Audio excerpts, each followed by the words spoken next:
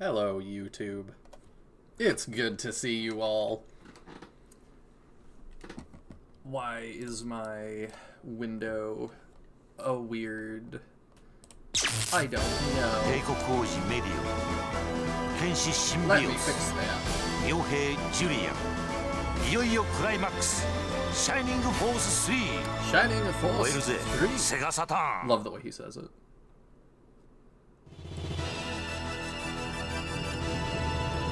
I'm still trying to fix it because I don't know why it's like being weird on me.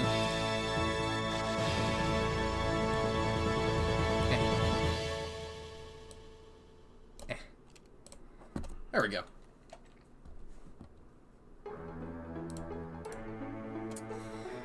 After that Sting plays, just hearing this music, I'm just like, this is my happy place. Sorry I'm running a little behind, as per usual. It's been a day. Had a lot of those lately, but I love you guys. So, the past couple of days, I have finally found the time. I appreciate your patience, and I hope you've been enjoying Gales of Nieli. But I finally found the time to work on SF3 stuff. So, let me tell you what I did. Going back to Shining Force 3 Scenario 3 to try and re-outfit people, I realized I was not able to do that because I didn't save right before the final battle. And after you beat the final battle and save, the wizard, if you reload that file, just tells you, this file's already complete. Please pick another. So I would have to do quite a bit of grinding to get back to where I was to do that. So I actually was not able to re-outfit people. But I've worked with what I had, as I usually do when I get myself into a bad situation. And we, I think, are going to be just fine. I have replayed already all the way back up to where we left off. So y'all don't have to rewatch anything. Because I don't really like making y'all watch runbacks. Some people do tons of challenge runs for SRPGs and stuff, and play the same game over and over, and that does well, but it just is not quite what I like to do, and not quite what I like to watch. So, that is why I've made that decision. It's going good, though. Welcome in, Justin Other Dragon, Sirius Lol, Ramtasm, Sinister. I greatly appreciate you all. After we finish the battles, because I believe we are going to finish them tonight, we're going to go through the model viewer, we're going to go through image, we're going to go through everything. It's not that hard of a fight. Well, I'm glad you say that, because, let me load my state here. Save state now. No, okay. Really, you just need some detox. Or high luck. Yeah, you'd be right. So, I've loaded in. We're at the Xeon fight. This is the squad now. This is the good team. So, I'll go through and review. We've got Arthur. So I'll just show all their stats. He's mostly hanging back for this fight. We have Gracia, who has been providing some aura support. We've got two archers that are constantly peppering with attacks. Got Bernard. And we've got Turk. We've got Eldar, who has taken some hits from the side, and also distracting Xeon. We've got Bridget, who has been casting attack to raise everybody's attacks, which has been great. We have Jane, who does not have her circlet anymore, you might notice. She's got a different one. She gave her MP regen circlet over to Isabella, because she has Antidote. So she's got the Royal Tiara now that is regenning her MP constantly, and she is our off healer. Our main healer is Grace, who's also got MP regen, and she has been really carrying us. She is doing the hard carry. Grace is just fully reasserted herself as the greatest healer in the franchise. She is perfect. Like, maybe the best healer in any SRPG I've played. And because of what you go up against, I don't even think she's broken. But she's just really good. And then that leaves us with Symbios, who you might notice has 9 luck, so he is immune to poison. We have a Medion, who has 9 luck, which makes him immune to poison. And you may notice we have Julian, our leader, who has 9 luck and is immune to poison. You might notice a pattern there. I'm sure this has long since been explained already, but I'll ask anyway. What is it about this disc that makes it premium? Also, welcome in, Mahane. Good to see you. Hope you and your dad are having a good time. So the premium disc is that if you bought Shining Force 3, Scenario 1, 2, and 3 as they were coming out, you could mail in a proof of purchase at the end to Sega or to, I forget who it would be at this point, Camelot, I think? And they would mail you a 4th disc that has a bunch of bonus materials on it. It's got interviews, it's got dev diaries, it has a model viewer, it has sound test, lore stuff, and a bunch of bonus battles. And it's stuff that, like, I get why they didn't sell it in stores, because if you just pick this up, you really can't do a whole lot with it. To play the battles, you need a completed Scenario 3 save, as far as I understand. Or at least close to it. So it wouldn't make sense to pick it up by itself. But yeah, if you send in proof of purchase that you bought all 3, they would send you this. Which I think is really cool. But, I have been wailing away. What did you do to get the luck up? Eom, when we defeated him, gave us 2 lucky cookies. So Medion and Julian got those to get raised to 9 luck from 7. Symbios actually already had 9 luck. I must have given him a lucky cookie at some point in Scenario 1. So he was already okay. But I didn't know this was going to be that big, so you might remember in my first video, or first stream of the Premium Disc, we got one of those lucky cookies, and I was like, I don't need that. It was on somebody that had like 4 good things already, so I just tossed it. Big mistake. Big misplay. Huge misplay. That was really important. So, we did that. But I've already been doing this battle, and I know y'all don't want to watch me fight Xeon for 4 hours. You can see he's got 502 health. I've gotten him down 4,500-ish HP already. The reason we got stuck here is because he poisons you badly, and it does tons of damage. It does like 20 or 30 per tick. Or per turn. So you can see, you know, 30 per turn. Medion, each one of them's taking like 50 damage every time Xeon hits them. And he can AoE. So 50, 60, 70, 80 damage maybe. Like, you can't take a whole lot more than that. I was running out of MP on Grace and Gracia. They were not able to keep up in in stream 1, attempt 1. Jane couldn't keep up. And he regens 60 health per turn. So, and I only had these 3 fighting it out. That was all I could do. But this time, I've got these 3 Eldar and 2 archers slugging it out. They've had attack boosted. Like, it was a lot. There actually is a feature in this to create a save file if you don't have one, but the one time I tried it, it seemed really jank. That's weird. I don't know. Yeah, I remember I was laughing. That's fine. I was up to see you fight Xeon for hours. Your torture is my pleasure. Well, I don't have actually any idea what comes after Xeon. So, I'm hoping that doesn't happen. But, it might. I don't remember if they are attack boosted right now. So, I'm just gonna start with an attack boost.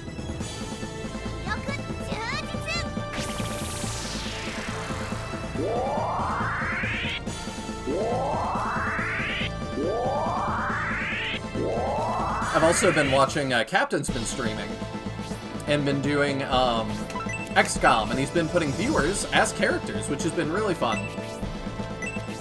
Surely we get a healer's turn before Xeon. But I've been grinding this and watching Captain play XCOM, so if y'all haven't been tuned into that on the Discord, definitely check it out, and be a character. We need more.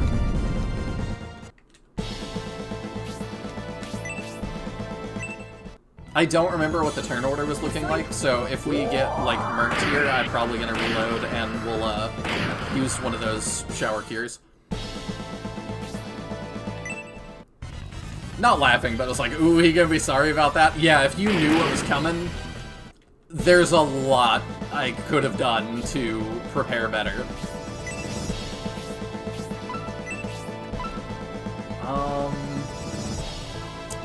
He got hurt real bad. Do I wanna just... You know, we're just gonna move, and we're gonna and that'll just put us back up, and I don't even have to think about it. Yeah, part of what I needed to do was honestly just replay, because things like throwing away the lucky cookie, it was like, if you knew Xeon was coming, I'm sure everybody in the audience was like, oh no.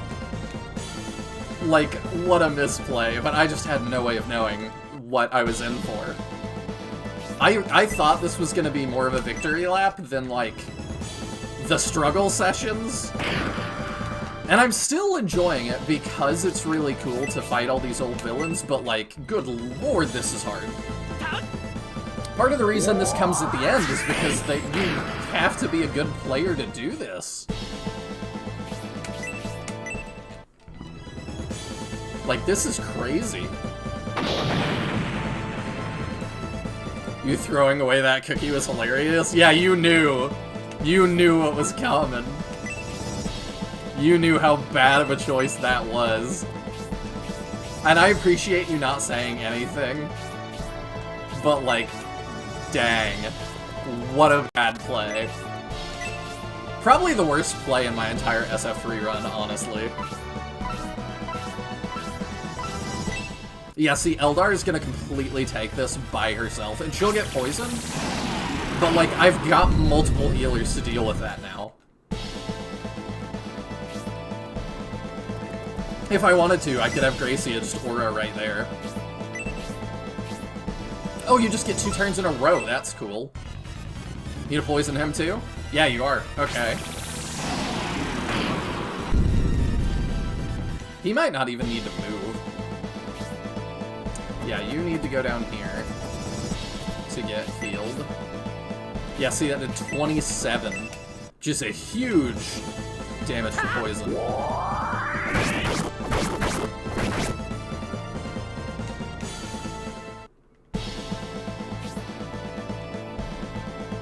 Be a good player is more of a prep team comp thing, but it still kind of applies.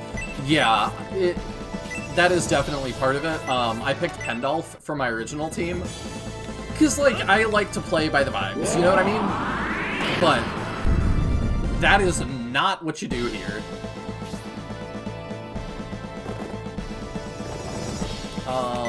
You're full right now. Go smack him. Sure.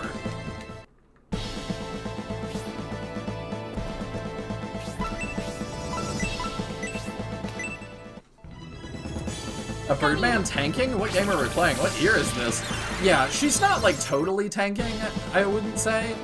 I think that's more the protagonist's job, but her being able to absorb 1 hit, honestly, has been very helpful.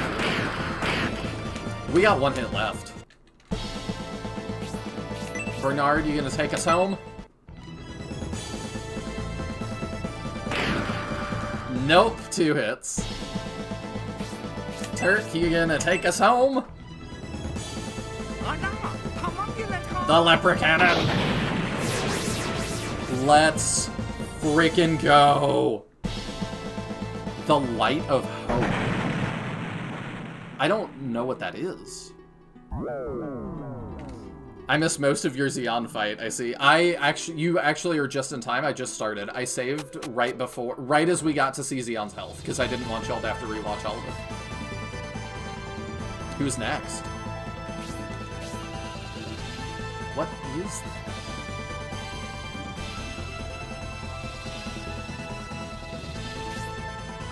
Oh! Is that Final Conflict Dark Soul? That's interesting. Okay, I'll drop a new save here. That's who that is, right? This whole gauntlet was crazy when I did it. Still don't know how I did it in one go. I don't know how you did either. A full MP refill for everyone. Interesting. What's it look like? Oh, it's a little statue. I might have had some of those earlier. I don't remember. The lad, he's back. It is Dark Soul. Okay. That's not quite how I picture him, honestly. That's really interesting. I might need to go back and compare. But that's not totally what he looked like to me. I wasn't crazy about how they depicted Xeon here, but I'm just plain confused by Dark Soul. Xeon, at least when I saw him, I was like, oh, that's Xeon. He has, like, crazy eyes and crazy hair, but, like, it did register as Xeon. Oh, she's still poisoned. Crap. Okay, we can detox her and get her healed up, and then we'll regen the MP from that. You should check out his spell list. I saw he has Confuse. Does luck make me immune to Confuse?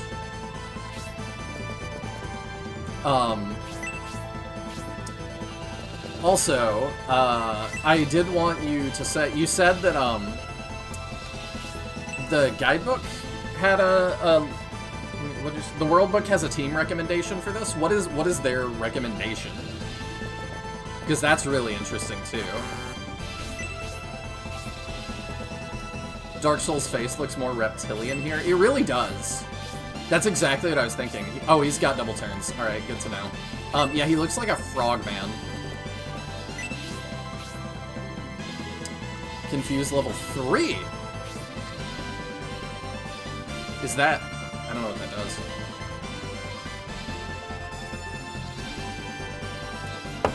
I think it makes you immune? Okay. Yeah, then I see Spark 4. But that doesn't, thus far, Spark has not, for them, it has not scaled with levels or anything, or stats, so that's been okay. That should be way easier than Xeon stuff. Having 3 Aura users feels like a requirement. Yeah. I have 4. I have Jane, Gracia, Isabella, and Grace. And I do not feel like that was overkill, which is crazy.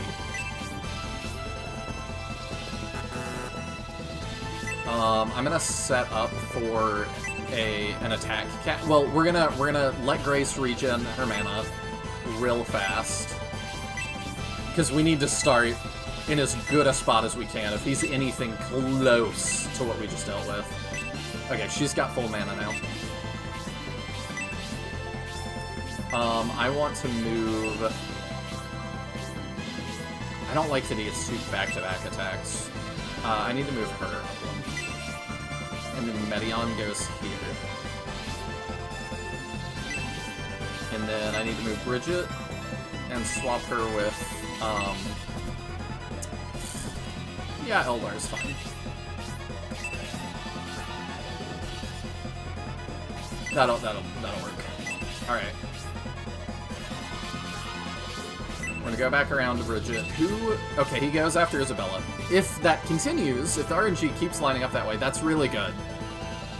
I did save state, but let me actually drop another one, since we dealt with the poison and stuff. Okay. I'm waiting for Bridget. we're gonna start off with a big attack here. Let's go. Revenge of that one Demon Master from the Chaos fight that has Muddle 3 for some reason. It's so weird, like, the randomness at which they do this stuff. Alright, Julian, you can open. Let's go. What's he look like? Okay, that looks closer. That does look more like what I thought.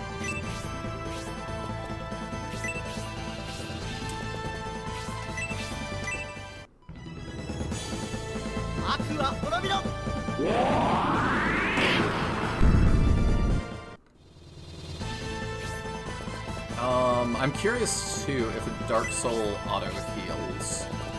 I don't know the answer to that, but I guess we'll find out here in just a sec.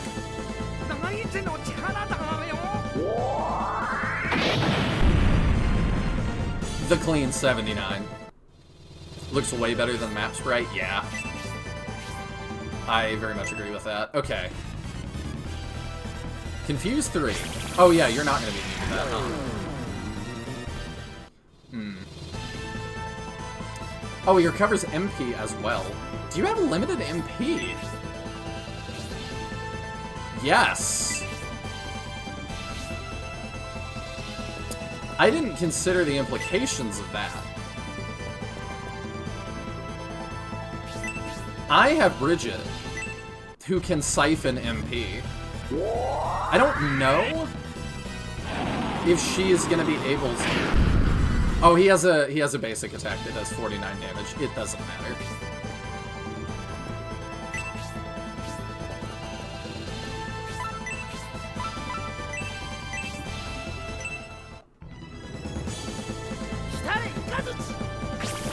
If he didn't have another attack that didn't cost MP, I would be like, oh, let's go. But yeah, if he does it, then whatever. The Confuse, I should handle this differently because of that.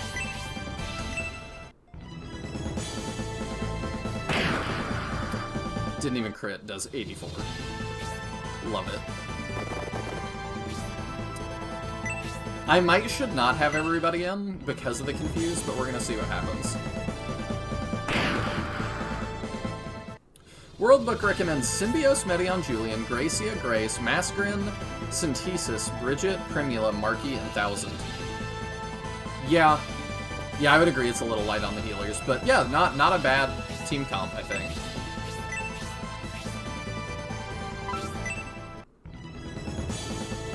Where's Michaela? Bernard seems confused. Ha! Very fitting for this fight.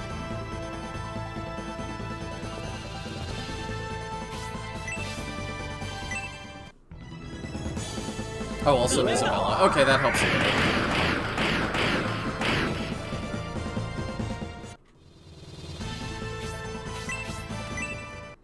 I'm gonna see if he constantly casts that. Ooh, can I blind him? No, it seems he's immune. Okay. Let's... That, I think, will fix him.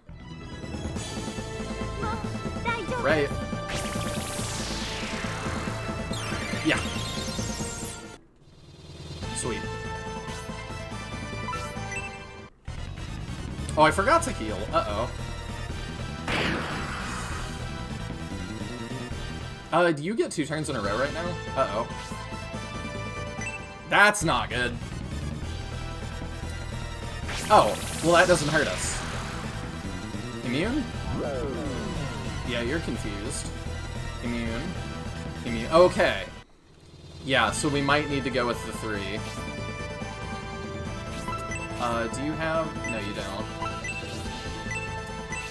I screwed up. It's not that much more expensive. Just go ahead and heal all of them. Welcome in, Taya! I love this Dark Soul model. I like the map... Or, I don't like the map sprite. I do like the battle sprite. The map sprite is really weird looking. He looks like a frogman.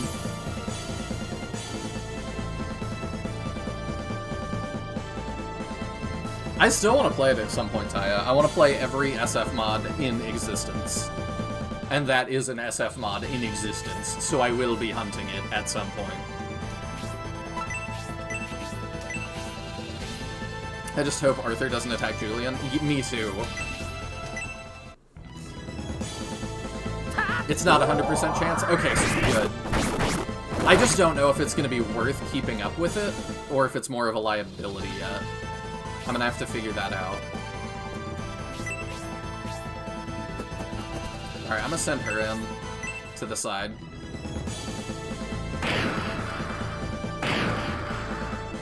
Dark Souls' little slap there is kind of reminiscent of his basic attack in SF1. I wonder if that was an intentional callback, or I don't know, make him slap. I feel like every boss, every giant, like, has a slap, so... Good luck finding a mod no one has copies of. I was just gonna ask you! I thought they were the bad guys. But you don't have to share it with me if you don't want to, that's okay. Let's see.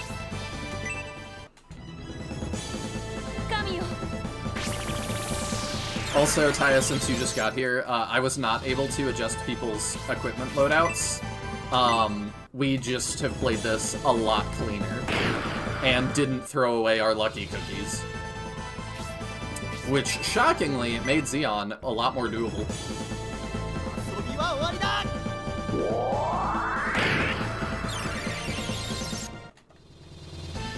I have other things to direct your attention to soon anyway. Ooh.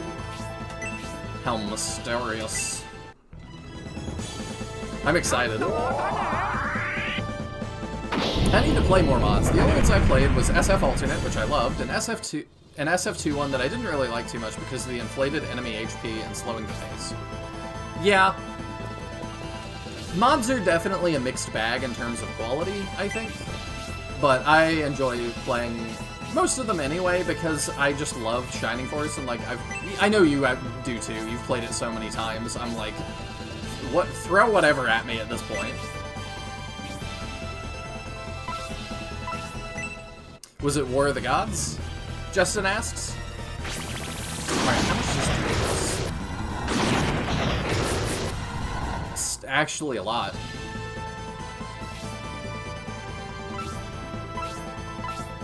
If he just targets the same person twice, it's actually going to be hard.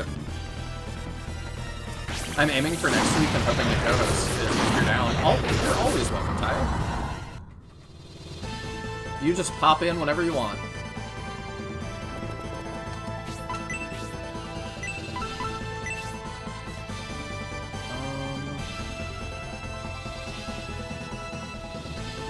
I can have Grace do it.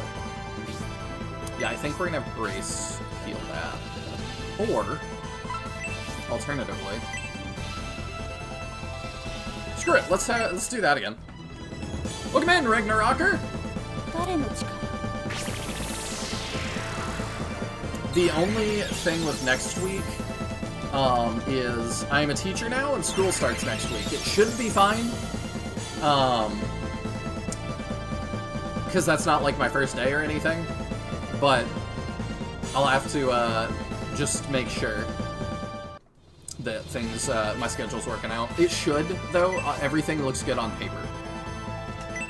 But there has been a whole lot of, it looks good on, this is not how it's supposed to go on paper. And then it goes that way. It has been some chaos. I just wasn't sure you'd like me to hijack your channel and ask you to stream Undisclosed Trust Me Bro. Taya, I think you have earned Undisclosed Trust Me Bro. If your captain ever pops in and you're like, hey, I have a thing for you to do tonight, you should do that. Okay. I trust y'all. Like, whatever, you know?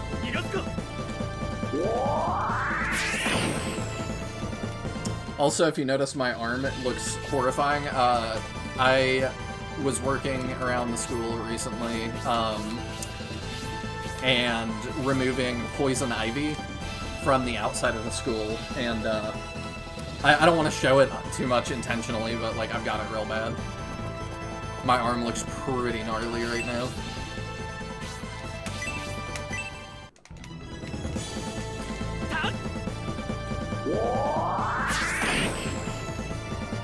I wish that did more. Let's see. Last mod I played was an old version of War of the Gods. I liked it fine, but oh boy, some fights made me lose my mind. Knowing Darklaw, I do think that was probably intended. In many different ways. I think it was War of the Gods, yeah. It wasn't my cup of tea. I've not played that one yet, but I will at some point. I'm the same, though. I've played these games an unhealthy amount of times, so anything fresh is welcome to me. Yeah, I've got some mods that barely change anything, and I'm like, eh. If I do another run, like, I probably will do that. Watched Woodhouse's LP of War of the Gods. I think that was the one with the crazy Gesh mod fight. The Gesh fight made me feel like I was having a stroke. Okay.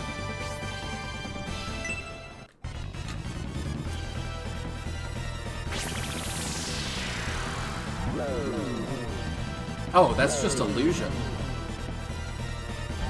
That's annoying.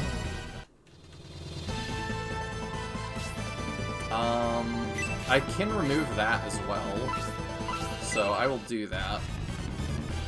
The absolute blind trust in the usual co-hosts. One day they'll get you. They've earned a couple of get-yous, you know?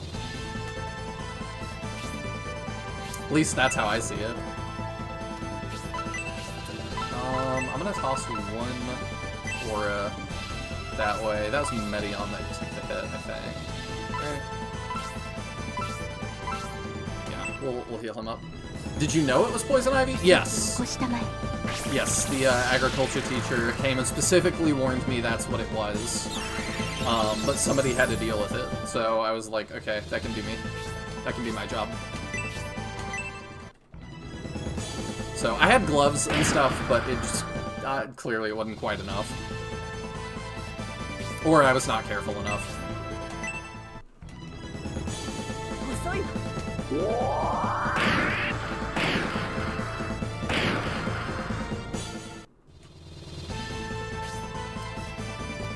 I'm gonna re-throw out a attack.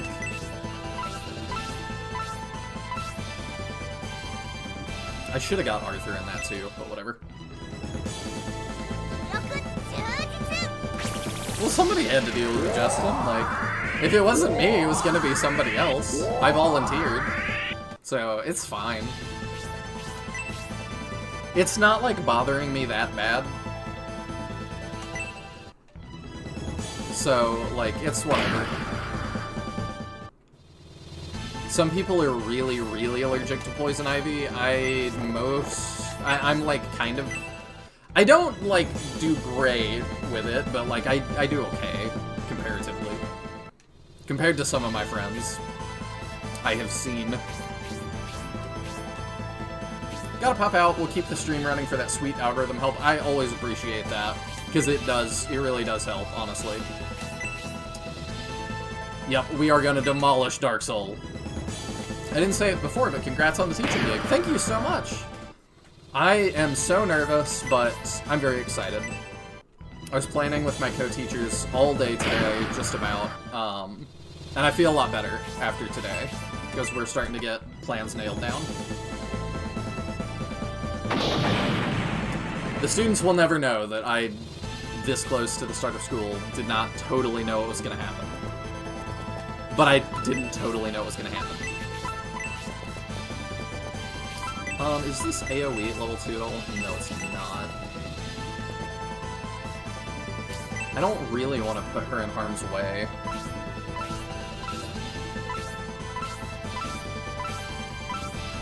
Okay.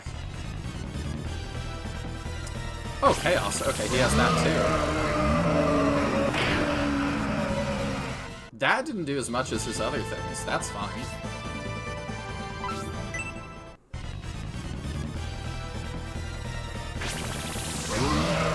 Yeah, we drop a aura on that, and we're fine.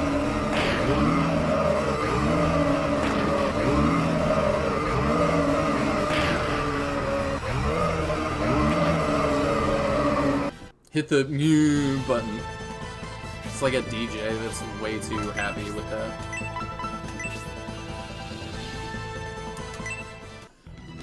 There was a club I used to go to that the DJ was way too excited to hit some of his buttons. There'd be people dancing and stuff, and he'd lay on the buttons, and people would just walk off the dance floor and be like, I'm good. Did he take this as a hint to not lay on the buttons quite so much? No. No, not really.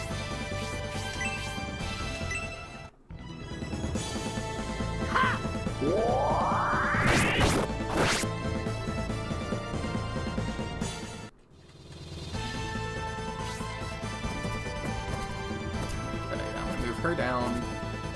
I'll put her there for now. We'll get her a heal. I don't like having her be out there by herself and not be at full. But I still really like that she's taking a hit every so often. He's probably gonna miss this. Yeah! Or he'll crit and hit. Sweet. By the way, this is the fight where I had discovered that if you just get someone to 100 magic resist, spells do nothing to them. It just says the spell had no effect, XYZ. Really? How would one get somebody to that much magic resist?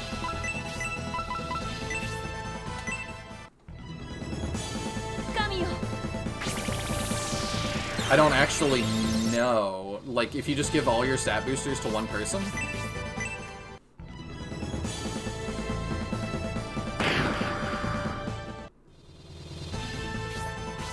The archers, you know, really helped. I didn't know if it would make that much of a difference, but it's like, you know, each of them, like, undoes a full, like, heal that he's doing. It really does make a big difference.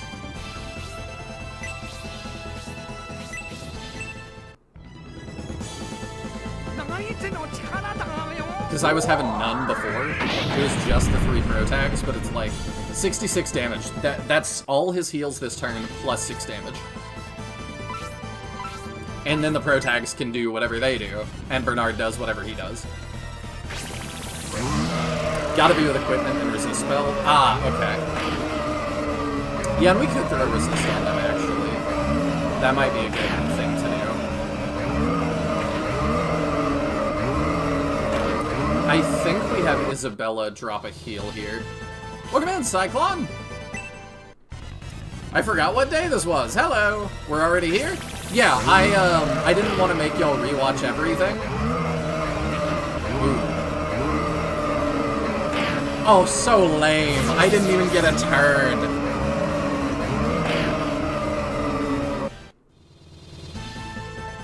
Should I reload for that, y'all think? Or do we let it ride? I don't really know the answer there.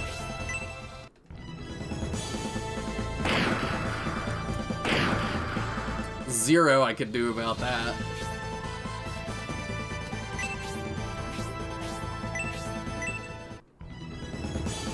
Have Jane cast resist on her and put her next to a friendship that gives magic resist. I see. And let it ride? Okay. I trust y'all. Y'all know what's coming. If there's more. Yeah, Arthur is really low. Surely, we get a heal here.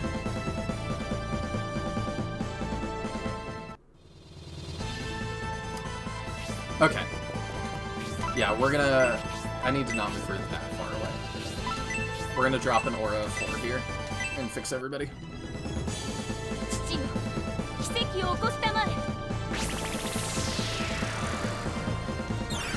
Sorry, Cyclone, I got distracted. I didn't want y'all to rewatch everything, so I actually started close to the end of Xeon. I just played back up to the point we were at off-stream. Because I didn't want to make y'all watch the whole run back.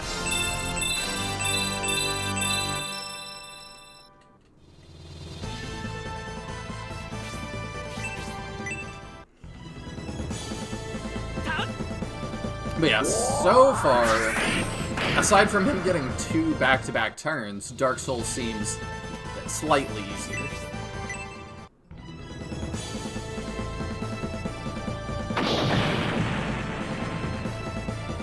It's a 1 EXP was enough.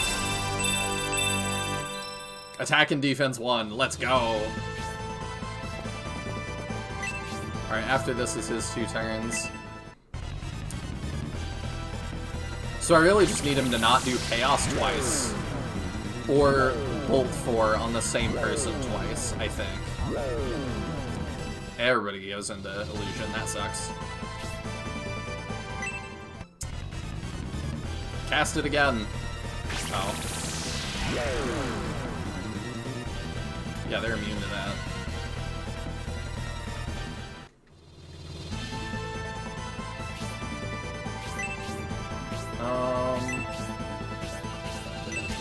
Let's see if we can crit our way out of it. Because I think if we proc a crit, it always hits. And our pro tags are almost always proccing a crit.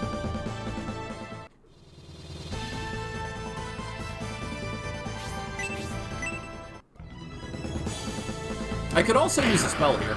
Oh, he didn't even proc the crit, he just didn't care.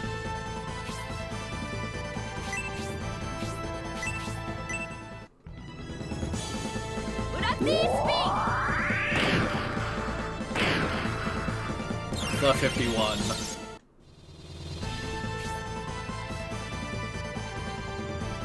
It really chugs when it gets to his turn, and I'm not controlling it. Watch where you put that lance. A cold wind blows over the battlefield. Is that like he raised somebody's loincloth or something? I don't really know what I'm supposed to take from that. The double cleanse. Crits are guaranteed. Okay, good. I figured that's how it was. That's how most SRPGs are.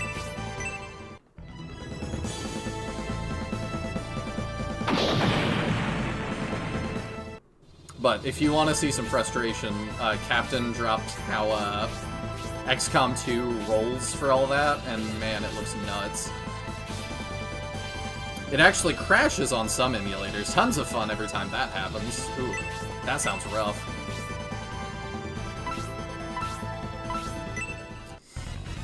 Yeah, I've seen some of that lately. I've been watching, Mengs right now is doing a run of Path of Radiance, so I've been watching some of that. And Dolphin craps out pretty often. Not like the most, but enough that, like, I would be concerned if it was my run. And he's doing a lot of states because of it. I'll do that. For SRPG stuff, mostly I've been watching that, and I've been watching Magnus Zero's Shining Force CD run, which has also been really good. It was also just Magnus's birthday, so feel free to wish him a happy birthday. I think that was last Thursday, if I'm not mistaken. Dolphin does not like the last 2 Radiance games, or the 2 Radiance games, yeah. I don't know that Dolphin likes much, but I also don't want to complain too hard because it's crazy that's even a possibility.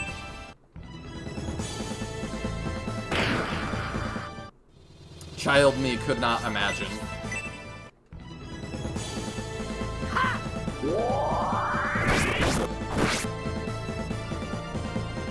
You could use the Protag's MP when they're illusion.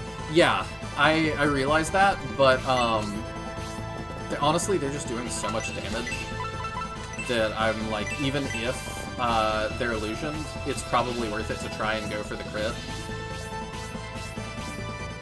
That was kind of my value weight on that.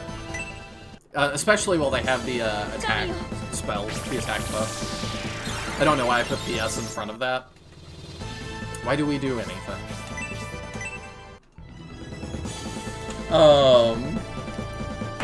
It also has been an interesting news day in Texas. I was just learning about this a little bit ago before stream started. Because I've been so focused on my own stuff, I missed this, but apparently everybody else was riveted today. Somebody stole a ambulance. and drove it, like, across Texas today. And then it ended in, like, a shootout. And I'm just like, how did they think they were gonna get that far in an ambulance? It's really apparent that, you know, people are gonna see an ambulance. It's not like a, you know, look for a this, and nobody knows what a this is. What the hell? You can just double target a guy. He dies. That's so lame. Symbiote. Yeah, we have to reload. That's so lame that he can just do that. Ugh.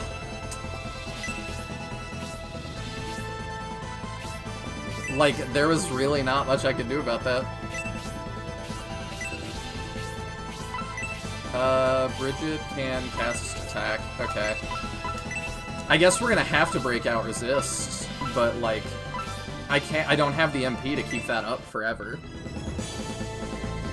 Like, yeah, that's kind of nonsense.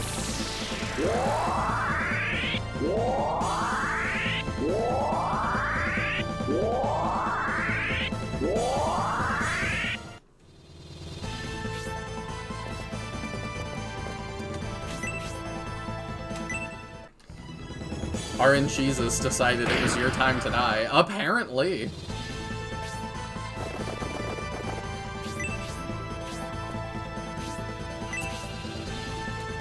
You have a resist. You can drop on people, I guess. Like, we can do that to start, I guess. It shouldn't be random. His second turn should use half his agility, so if you have a healer with lower agility than that, you should be good. Are you saying it does that, or that's, like, actually what it should do?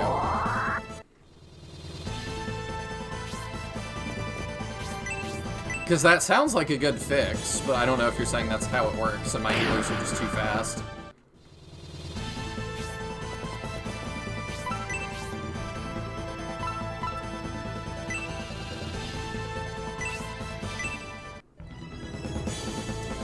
I haven't checked for Dark Souls specifically. Hopefully that ain't wrong. I mean, that I would think that would be better, but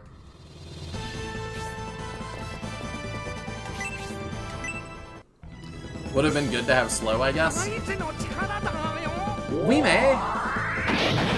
I don't remember. I think I assumed he'd be immune to that. Honestly, and I mean absolutely no hate, America just kind of seems like a weird wasteland of maniacs living next door to perfectly normal people.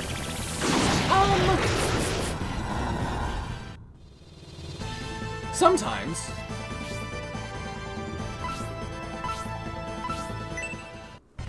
Like, I don't think that's true most of the time, but like, every so often, yeah.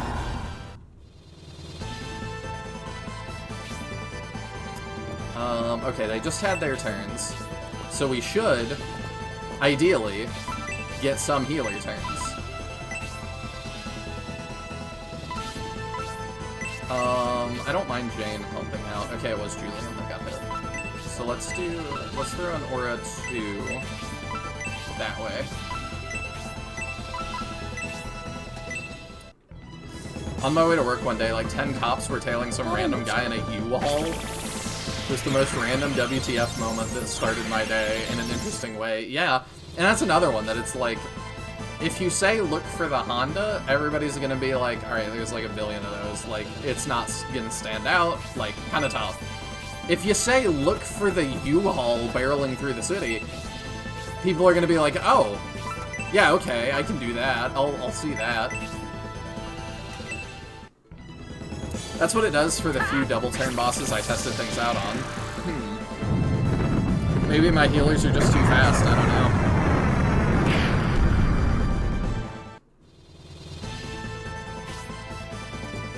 Alright, I like having Julian in the middle here.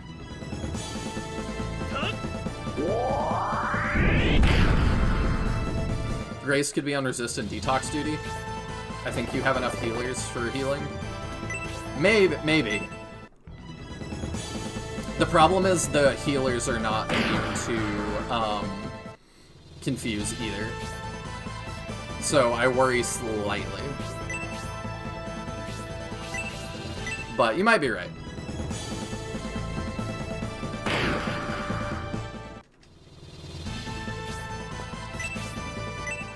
We'll see what we can do.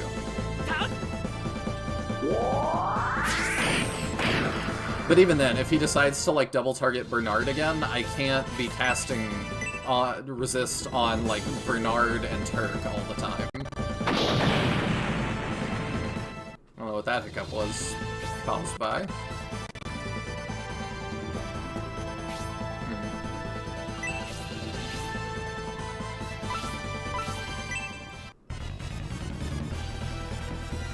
Alright, see, there's one. If he double chaoses Bernard, he can't live that. Okay, he didn't then. I just would make it so that maybe he doesn't target the same dude twice in a row. I'm gonna check I have a save state there. Okay. I would be curious. I still want to know what the hell a guy in a U-Haul could have possibly done to get a whole brigade after him, though. Maybe he had, like, a kid in the U-Haul or something. That's my best guess. But yeah, you do wonder.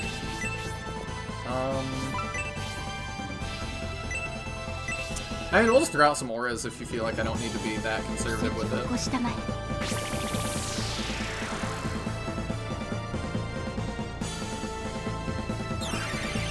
Reminds me of, I was watching, Deadliest Catch for a while, and I'm still not caught up. But there was one guy that just stopped being on the show, and I was like, huh, I wonder what happened to him. And reading about it, it was that he got into drugs and stuff, and then ended up leading police on a high-speed chase while he was in an RV. And it's like, I don't know what circumstances got him there, but it's like, yeah, definitely not the ideal thing to run from the police in. Welcome into Soye! There is more! We're dealing with a Dark Soul.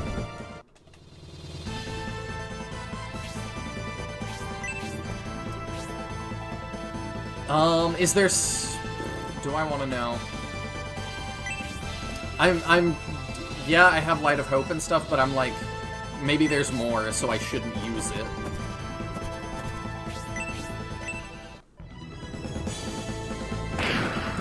I'm trying to decide if I want to know if there's more.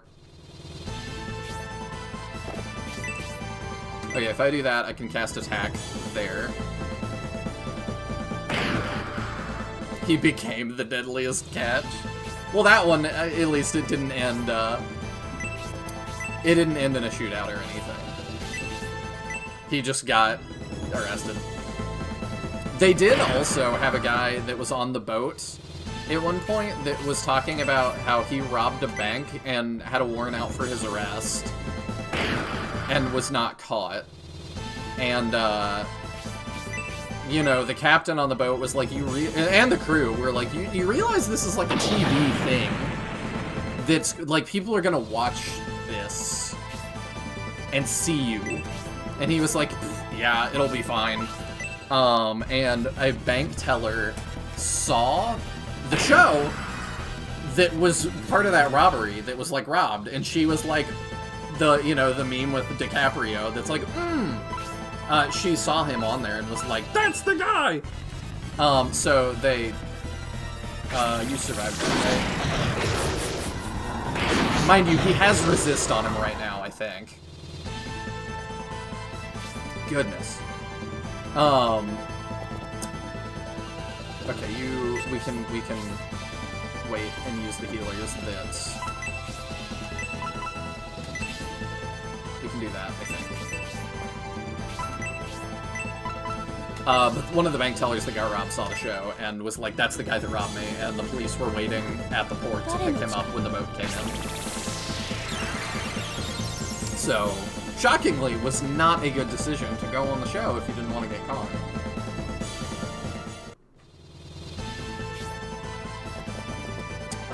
Oh, you're too far away to throw an attack on them. Lame. I'll do it next turn.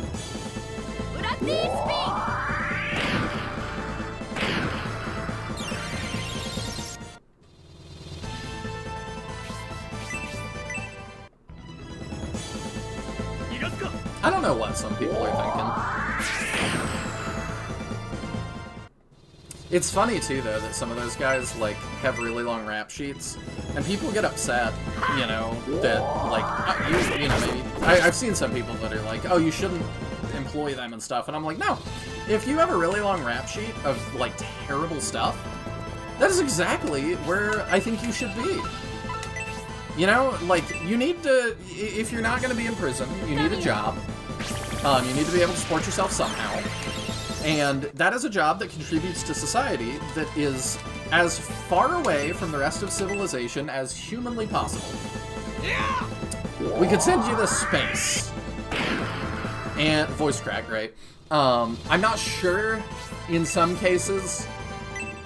I think they've said in some cases, like, the closest humans to us are on the space station in terms of, like, mileage or something. So it's like, if you have a really bad rap sheet, like, that is a great place for you. Which I think is funny.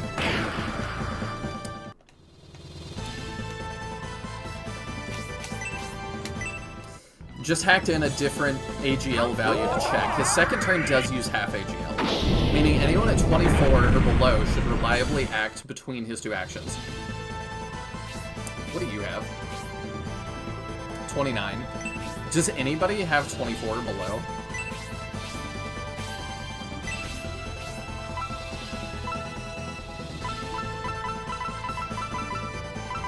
Isabella has 29. Oh, 24 or below? Nobody has 24 or below. We're all too fast. Rip.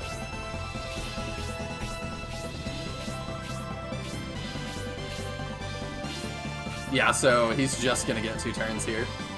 And there's nothing I can do about it.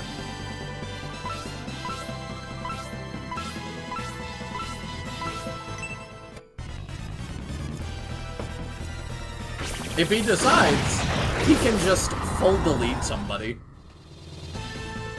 Depending on how he rolls. Okay. You know, I'll drop saves as we go. So, ideally this is not worth a full heal. But if he just decides to delete Eldar, then we can. Is that a confusion? Do we live that? We live that. Okay, cool. Yeah, and now she can come in and be healed. Let's throw an attack out. Oh, that's 3 range? I want to use it at 3 range, then. I can't hit everybody I want to. Now I can. There we go. I've been binging some police body cam videos, and oh boy, some people are just something else. Yeah.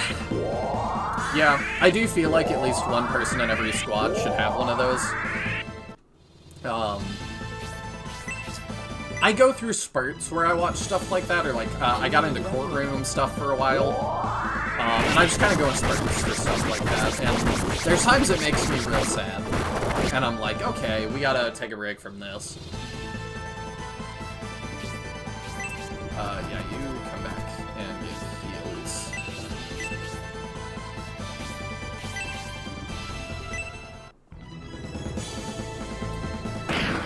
Alright, resist is starting to wear off, so we'll need to reapply that.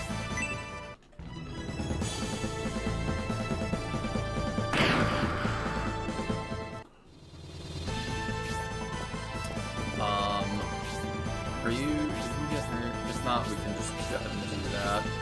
No, I think he just double targeted Eldar. Which, when she lives, is great.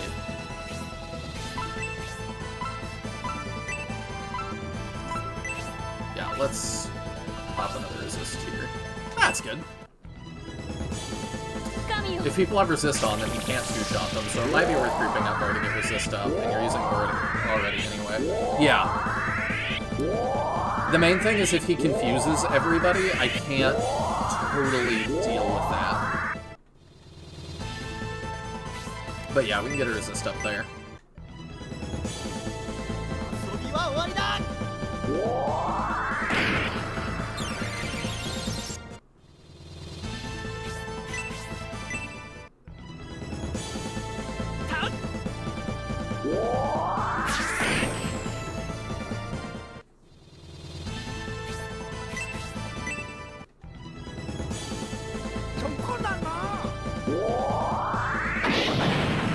Because I've been lucky with Confused thus far. Hey, you're Lost in Illusion. Hopefully he basic attacks and that matters. I've been lucky with the Confusion so far. I've had great RNG on that. But, I mean, they could just, like, attack all our people. So I'm glad that's not happening. Dang. What's that? Okay, Chaos. Well, we just used a resist, so we should be okay.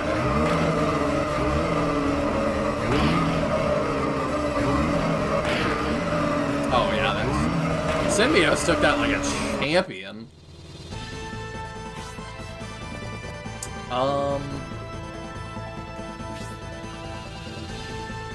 think I want to drop a big heal here. I want to do it with Isabella, though, or Grace, so we can get the regen going. Can move you off for a sec. Yeah, I had to take a break from watching True Crime stuff for a while. It was getting real depressing with each watch session. I already wasn't in a good headspace at the time. I fully understand that. I love me some Forensic Files. But yeah, I gotta be in the right space for that, for sure. I'm gonna Mega Aura so she can go back out and fight, as long as she doesn't get countered here. Okay, Grace can do that, I think. I think I'm alright with that.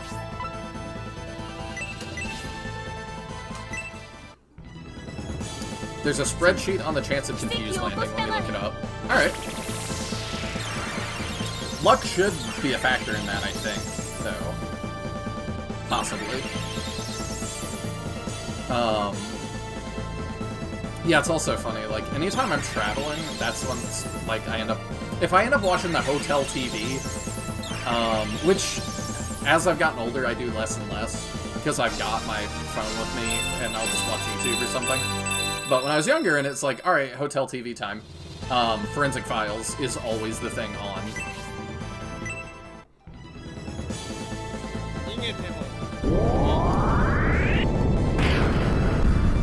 So, I sit there in like a hotel or a motel and freak myself out, like, he kicked in the door of the motel and saw the YouTuber sitting in bed.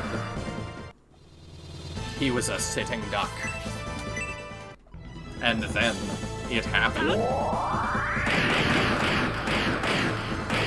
I'm just sitting there like, not me, though.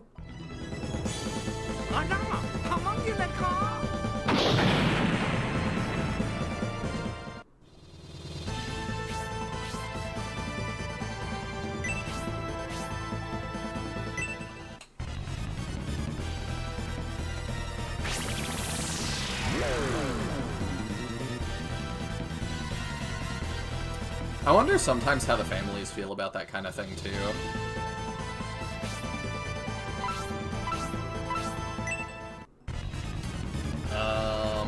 Oh, he's just swinging on me. Dang. He hits hard. It's still really interesting to me to have, like, final conflict representation in this. Let's just throw another of these out, not worry about it. Sleep, Confused, Paralysis, Poison 1, Poison 2, Charm, okay. 0 luck is 100% chance. If you have like 4 luck, it's 62. 5 is 56. So 6 is 50%. It's 50-50, wow. And then it goes from 40% to 0. Interesting. Alternatively, Jane under support definitely outspeeds. We already outspeed. I think that's part of the problem.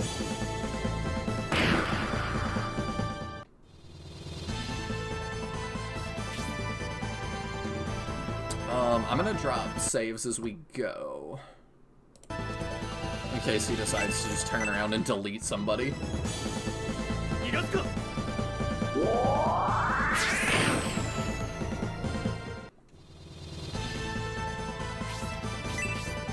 I do as well. I don't think I'd agree to it for someone in my family if asked. Yeah. I don't know. For me, it would probably depend on the family member. Some of my family really like watching that kind of stuff. So if they really like watching it, and then I got asked, you know, can we make a thing about them, I would be like, they probably would have wanted that. Oh, the first one is at 52. So ideally, I want to be between 52 and 24, right? As far as I understand, that's what I would want. Alright, resist is starting to wear off. We might need to re-up it.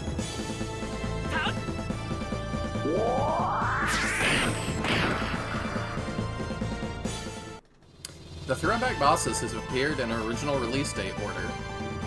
SF1 Dark Dragon, Gaiden 2, Eom, SF2 Xeon, FC Dark Soul. Oh yeah! So this might be the end based on that. Unless they have something super crazy planned as like a super secret final ending.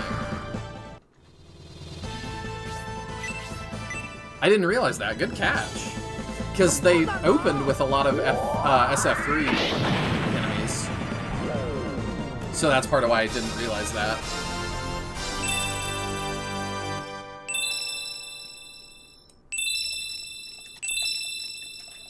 No Woldall representation. Poor Woldall ignored. Yeah, Woldall... Is he the lamest one? I like all of them, honestly. But, like, I'm still over here like, what the hell was Scorpion Woldall? I really wonder that. Taya and I talked about it some on the Discord, like... Because we both kind of feel like maybe this is Dark Souls' like, true form. And then, yeah, like, for Woldall, it's like, is his true form a scorpion? My gut... I don't know. I was gonna say my gut says no, but I'm like, I really am not sure how I feel about that.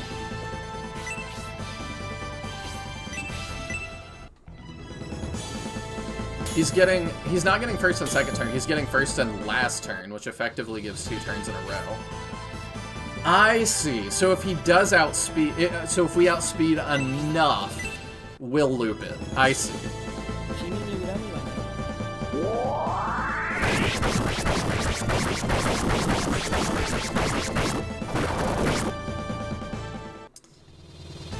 Oh yeah, I got a free CRT this Monday. Really? That's awesome. I got a free fridge, or mini fridge.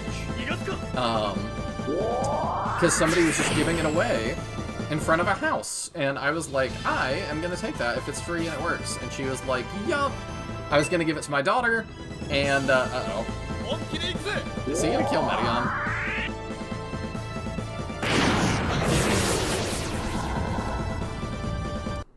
Well, we had a save not that far back.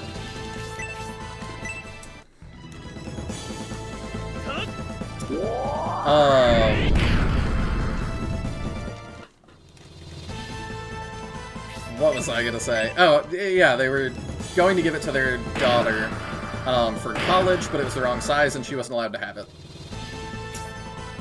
Oh, crap. Okay, it re-rolled. It's fine.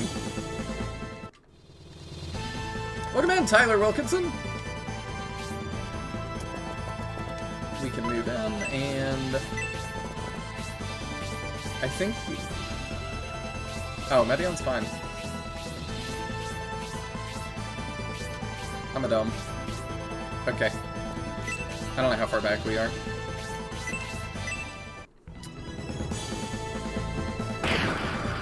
Me doing a terrible job at explaining things. No, you're doing fine. You're doing good. I'm of the opinion that true Vandals just have a more humanoid and a more monstrous form. So is Woldall a true Vandal? I just played Final Fantasy Tactics, significantly like the Shining Force games more. It's crazy when your character dies, that's it. Can never play with that character again.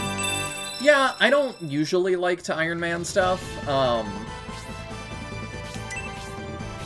and I don't know how much that's because of me versus, like, Shining Force was my intro to SRPGs, so I'm just used to that.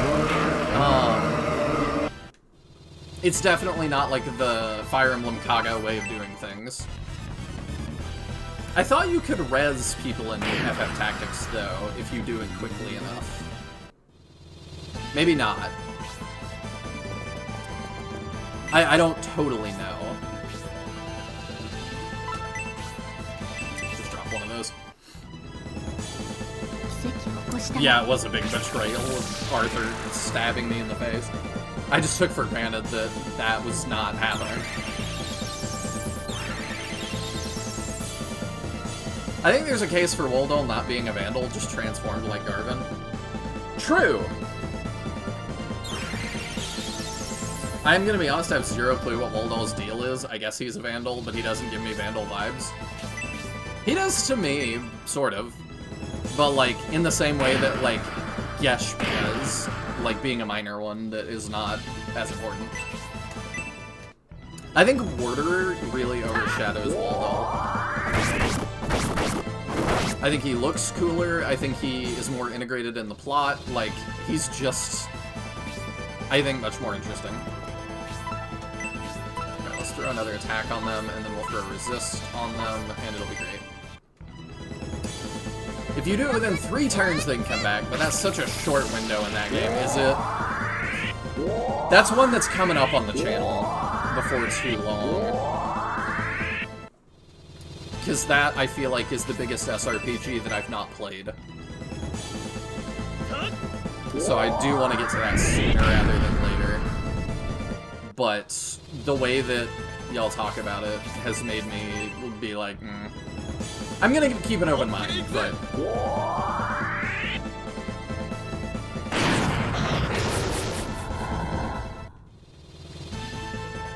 It sounds like there's a lot in it that is not how I enjoy SRPGs.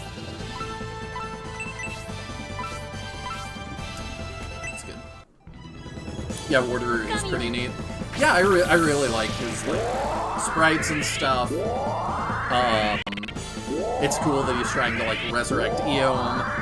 And we get to see that. I'm still a little salty that, like, we don't for Bullzone. I do think that was one of the weakest parts of SF3, that it just switches from Bullzone is gonna be resurrected, he's gonna come back, maybe, to he's back. And there's no point at which, like, we narratively, notably shift to he's back. It just kind of happens. And I don't know when or why. And with how much build-up there is for him, I really wish I knew that.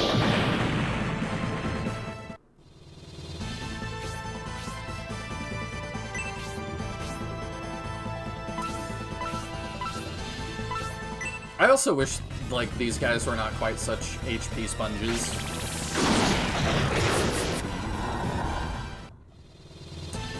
Like, I'm enjoying this because it's, like,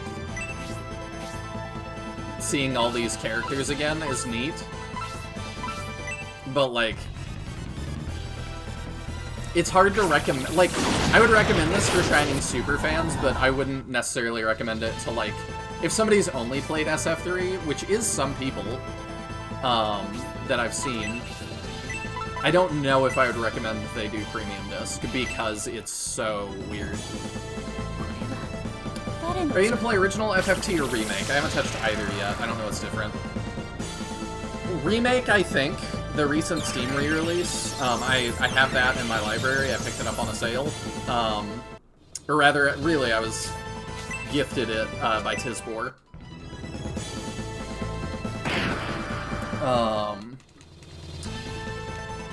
He just gifted me, I'm trying to do better about that. Like, he donated to get some games for the channel, which I super appreciate, and that's what I picked up with it.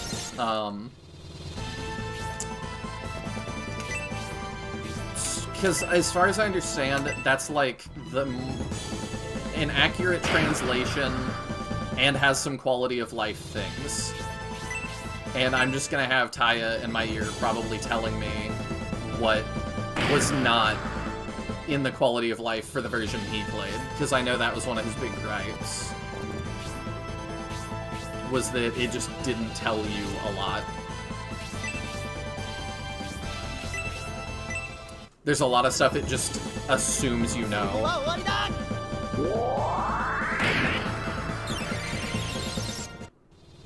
I actually got Tactics PS1 at a RetroCon recently. Never played it before either. Planning on doing a first playthrough soon-ish. Cool! Maybe it sounds like we might end up doing it around the same time, so we can trade thoughts and stuff.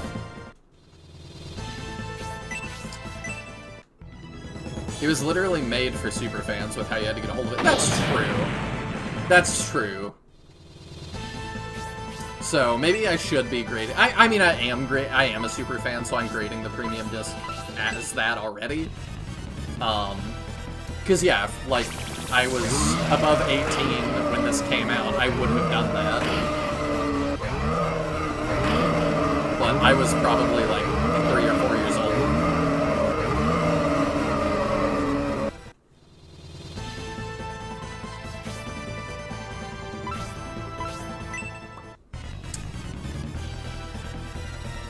Goodness. Yeah, if he didn't have resist on, that would probably have killed Medion right there.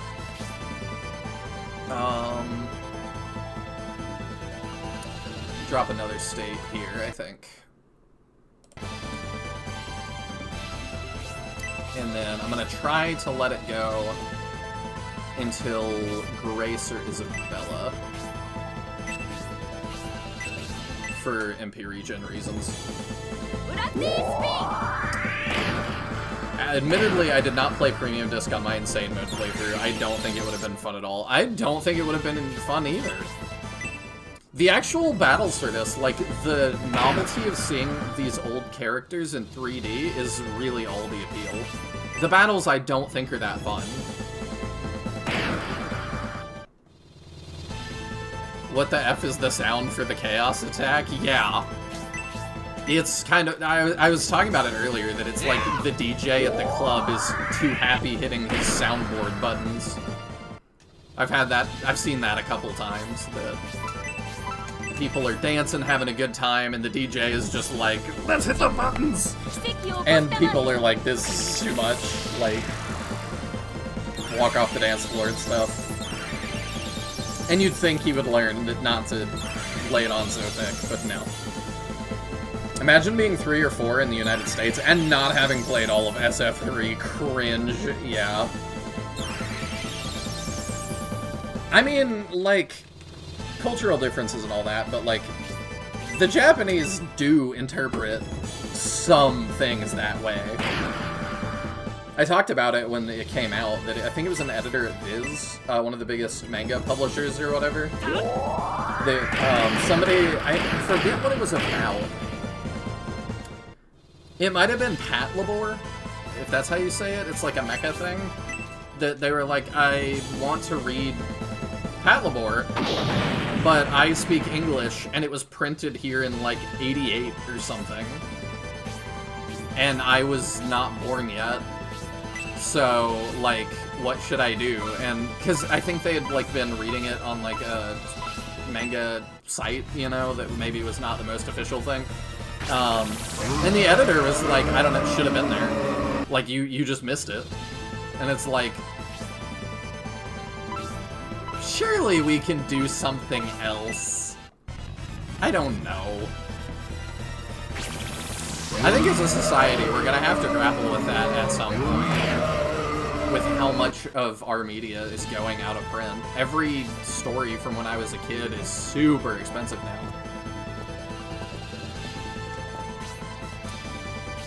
So you're messed up, you're messed up. Let's throw one of these out. I don't really mind the HP sponges, but yeah, it'd be better if it was shorter, but I'm pretty patient when I know progress is being made. It's when I have to redo stuff that I lose my patience. Yeah, yeah, I just wish this would be more fun to replay. Because, like, it's really cool. But I also am like, am I going to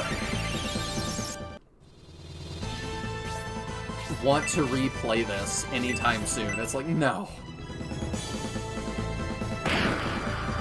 It's cool. Don't get me wrong. But, yeah. The novelty wears off once you get past that, oh wow, it's Xeon, Dark Soul, Eom, etc. phase with the premium disc. It's the ridiculous amount of HP just drags the whole thing down. Yeah. It hasn't worn off for me, so I won't say that. But like I said, I'm not in a hurry to do it again. Alright, resist is wearing off. We're gonna have to refresh that.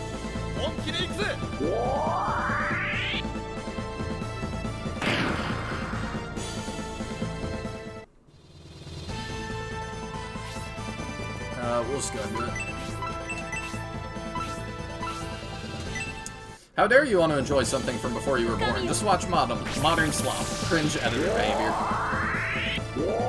Yeah, Japan just seems much more comfortable with the idea of, like, had to be there kind of stuff. And the US very much values, like, preservation. So, I don't know if they'll change to be like us or not. And I understand some of the, like, had to be there. I get it a little bit. But I'm just like, I don't know. That's something that I've debated with friends before. Because a friend asked me, like, you know, what is the rarest game in your collection? And I was like, I have the Fire Emblem Fates 3-in-1 thing that has, like, Revelations on it.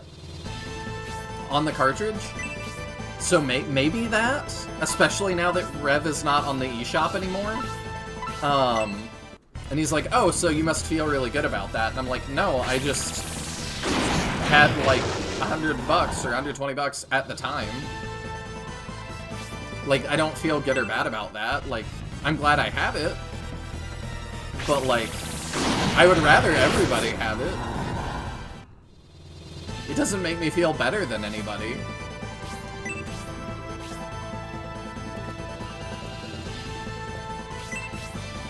He's a lot younger, though, so it was interesting. Because he was talking about, like, you know, having Fortnite skins that, like, his friends don't have. And it's like, I feel cool because of that. And I'm like, but all you did was play Fortnite for a bunch of hours during that month, during that battle pass. Like, you know, like, I'm not, it just is like, I don't know, you had $20 at the time. It does, to me, that's all that indicates. Which is not that cool. Not to, like, take the wind out of your sails or anything, but...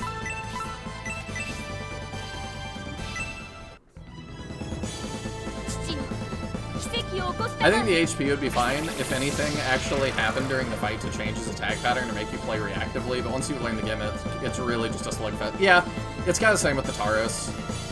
I know we talked about that some, but it's like... Yeah, it just stops being... Once you have it solved, it's like, alright, we're just doing this now.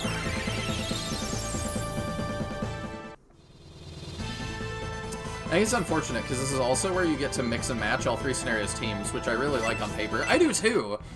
But I hate that, like, use the optimal team or lose is kind of the message here. Don't pick your favorites, pick the best. And I wish this was more of a romp of pick your favorites. At this point, I've probably spent more time looking through all the other stuff on the PD, even though I've played through this like 5 times. Ooh! I'm really excited to look through that other stuff. Only time I'd pop this in at this point is if I want to record some random SF3 for a Yap video or something. You have more integrity than I do, Magnus, because I would just either grab more of my old footage or grab somebody else's and credit it. Because I can't be bothered if I'm making a Yap video to go record all the footage for that. And you do it on original hardware a lot of the times, too. Like, I really respect your hustle. I have the Hey You Pikachu N64 somehow. I don't remember how my family got it. That's a pretty cool one. I have that game and the mic for it, because I have a friend that was getting rid of all his N64 stuff and just gave it to me.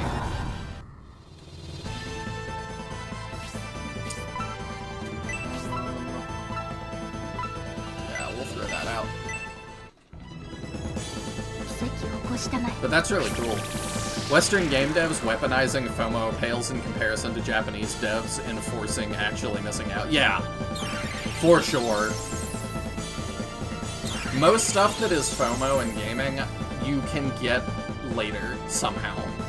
I've really appreciated that we've started to do that with pre-order bonuses. Like, if you pre-order, you get it for free, but also you can just buy it for, like, $2.99 after launch. And it's like, I still don't love that as a practice, but, like, at least there's an option if you really care. I guess I prefer that. Welcome in, Hellcat! I'll be checking out the VOD, but just had to say thank you for this incredible journey of SF3. I know I gave you my story with it before, but it's been so fun to watch, and soon I'll play it on the Saturn. Oh, thank you, man. I really appreciate that, and, like... yeah, your messages were really, really inspiring, and I still go read that sometimes on my bad days, honestly. Because life has been brutal lately. But... it all works out, you know? I'm getting it together, and all of us are gonna get it together. It just takes time sometimes. Nobody is dying, so I'm gonna let you recover MP.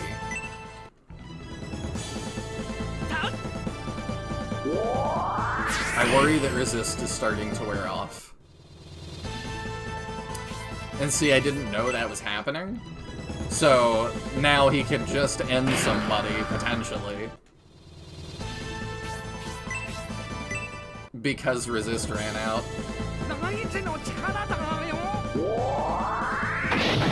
SF3 really has been just, like... it's weird to think about life stuff. Like, where my life was when I started SF3, like, a year ago, and where it is now. I've moved, I've changed jobs, like... a lot has happened since I started SF3.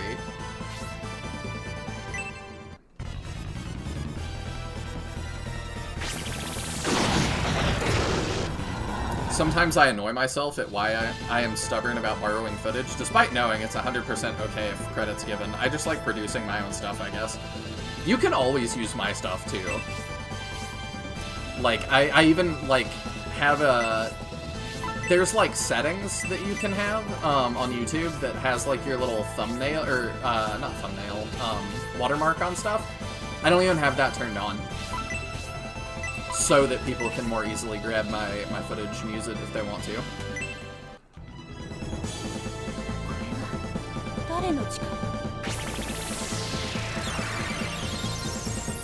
And, like, even if they don't give credit, it's like, whatever. Like, I didn't make Shining Force 3. You know? Like, whatever. That's my attitude about it anyway. As long as it's not, like, a straight re-upload of my videos, I'm not gonna claim it. It has been a year, hasn't it? I wasn't around immediately. Yeah, because, I didn't even realize how long it had been. But Taya pointed it out to me at some point that we were getting close to the end of SF3, Scenario 3, and he was like, do you realize it's been 7 months since we started this together? And I was like, that's great. No, I did not realize that.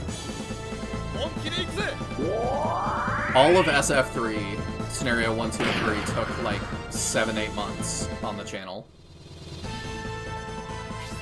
And it was worth it.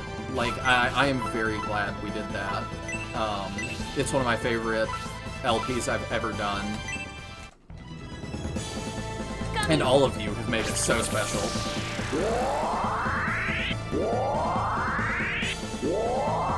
I remember starting, you know, that might be fun to talk about, where I was at the start of SF3. I was so, like, for real nervous going into this that I was like, you know, I really love SF1 and 2. And I know they're full-on games. I'm very aware of that, because I really enjoy listening to criticism of my favorite games. Favorite stuff. That I prefer that to, like, videos about why I love it so much, because I love it, and I can tell you all the reasons to love it. So, like, I don't always need videos about, like, why you should love this game I love. I don't, like, hate those or anything, but, like, I already get that. It's more interesting to me, like, if somebody makes a video about everything they hate about SF1, I'm like... That would be harder for me to do. I have less of those thoughts. I've been around for pretty much all of the SF3 streams, and I absolutely loved it, even if I heavily disagree with some of your takes, which I appreciate. You know, I don't want everybody to agree with me or think that, you know, you don't need to think that everything I say is right.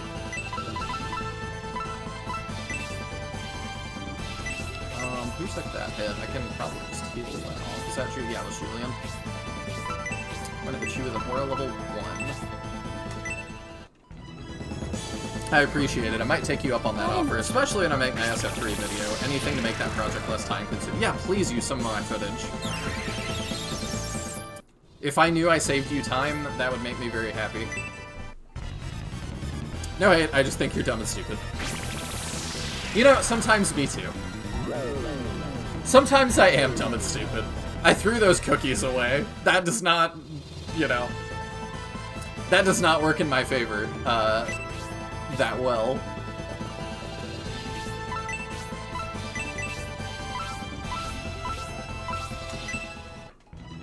But yeah, I really worried, because I do love SF1 and 2, I worried that 3 would be like a worthy successor. And I think 3 was a little clumsy in some of the, especially like politic-y thing it wanted to do. I think they didn't keep the best track of everything. I think Domeric was handled a little weird. I said, like, I thought Bullzome resurrecting, like, could have been handled better. But, like, Shining Force 1 and 2 are also amazing. They also have some details that are not the best fleshed out. So, I'm like, it fits, you know? And it's really cool. I really like seeing them just go for it. Okay. Because, if they didn't do this, I always would wonder, I think, what it would look like if they did.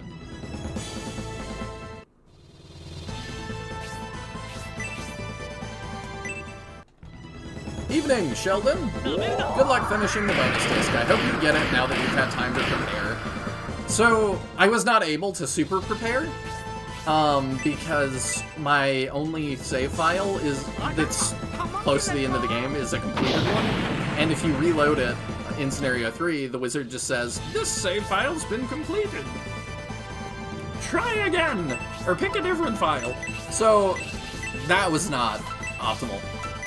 But I was able to, shift some... I picked characters more optimally. I didn't throw away the lucky cookie. And I shifted around what we had. And so this is going a lot better. I think we'll be able to make it to the end now.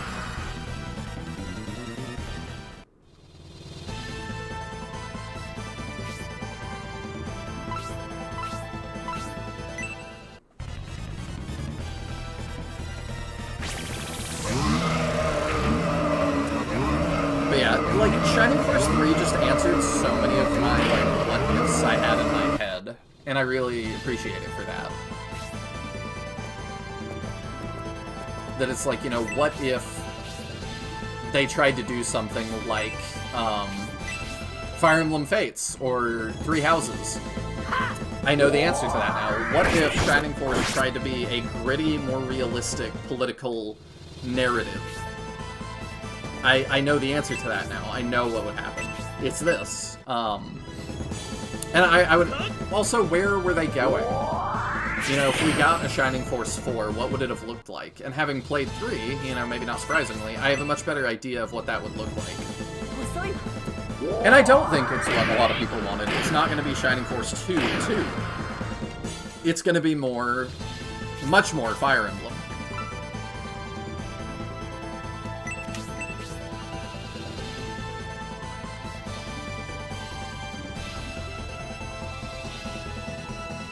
Let's do that, and bust out one of those, and heal up my guys.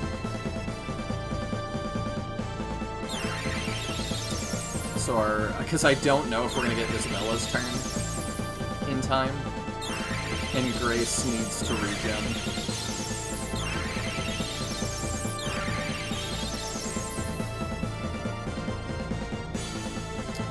I'll target that random guy over there! As long as he's not, like, insta-giving us, I am okay with it.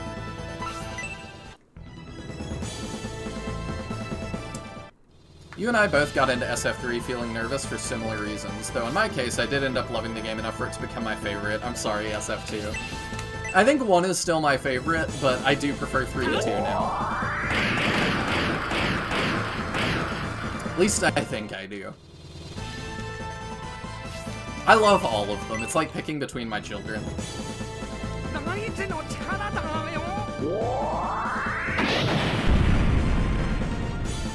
It's crazy to me, too, that 2 and 3, Scenario 2 and 3, are not in English officially. Like, that's nuts. I'll put her over here, and let's... Oh, you shook it off, okay. If I had to make a list of changes to make SF3's story, it would be, you can see what the pro tags are saying. Yeah, heavy agree on that. That did a lot. If I don't toss a heal onto you, you die. Fairly certain. Remove the whole Benetrim as the navigator thing, because he basically does nothing, and it also heavily undermines Bresby's speech from Chapter 2, saying that he dedicates himself to Gracia, and then you just throw him aside. Yeah, Bresby who?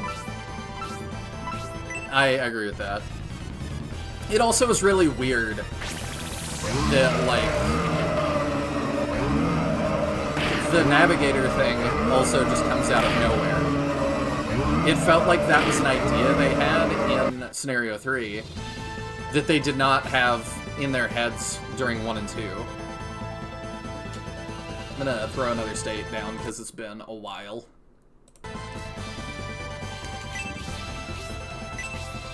We're getting close to needing that MP stuff, and we can't see his health yet. Where's Michaela from Bernard? Nice confused dialogue roll.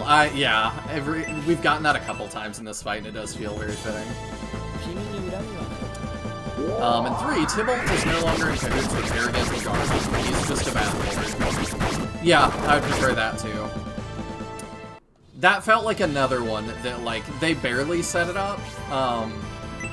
It was a little weird to me that him and, the other elf guy that you see at the beginning, I don't remember his name, they set them up, like, in the very first cutscene, and then you just don't see them again until, like, is it the end of Scenario 2 that we get any kind of follow-up on that? It's a long time.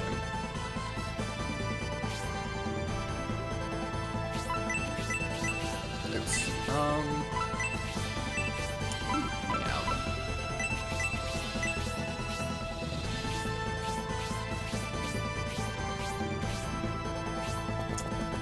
I worry. Let's throw an Aura 2 out. Did you get hit too? Yeah, you did. Yeah, we'll do that. Brutus, yes. See you, Magnus. Thank you for dropping by. I greatly appreciate it. And I hope your next video and stream both go well. I will be there if I can. Scenario 3 was rushed, I believed. Yeah, every Shining game, I think, was rushed at the end. Which also says something about how they were doing stuff. It just feels like they were flying by the seat of their pants. Because I do think all of them were rushed. But I think it's the same for Fire Emblem. I don't know if that's just an SRPG studio thing. That, like, they get too ambitious and just never have quite the amount of time they need. Maybe, like, producers like Sega and Nintendo don't understand how long it takes. I'm really not sure why that is, that they are always rushed. But it does seem like they are always press for time. It's tough not knowing when Isabella's turn is. If he's gonna get 2 turns or not. I'd try to give Medion more motivation to conquer Aspia. Yeah, I would as well.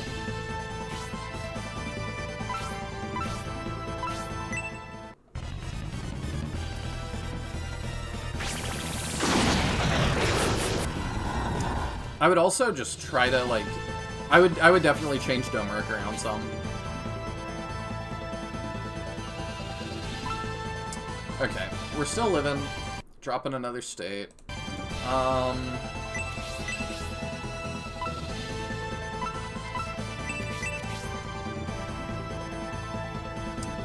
gonna bank on an Isabella heal coming through for us. And we'll see if that happens. If not, we might reload. You see Tybalt halfway in Scenario 1 in Aspia, but he doesn't say or do anything sus. He just kind of... I don't even know if he's evil. It was... What was he? I thought it was just like he lost faith in Benetrim. It just wasn't communicated very well. Because he thought Benetrim was like hoarding a bunch of gold and stuff, or resources, that he totally wasn't hoarding and didn't have. Oh wait, no, that is where we want to drop the attack, isn't it? Oh, no, it's not. Because a lot of the people thought that, like, Benetrim was hoarding, resources like gold and food. And then, like, we, you know, as the player, are more omnipotent and know that's not the case. Benetrim actually is a good dude. But I understand that, like, they don't know that. He got a lot of health.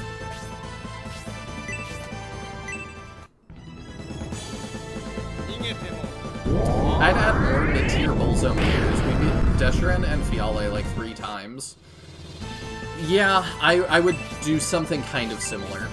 For similar reasons. I don't know if I would add more fodder, but I would, like, move those around more.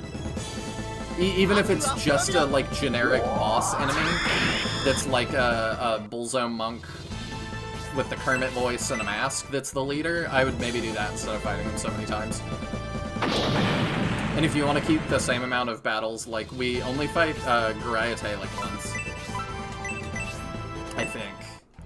Maybe twice, counting the Bullzone fight, but, like, I expected to fight him a bunch of times too, and then we really don't. Also, Isabella did line up perfectly the way I wanted it to.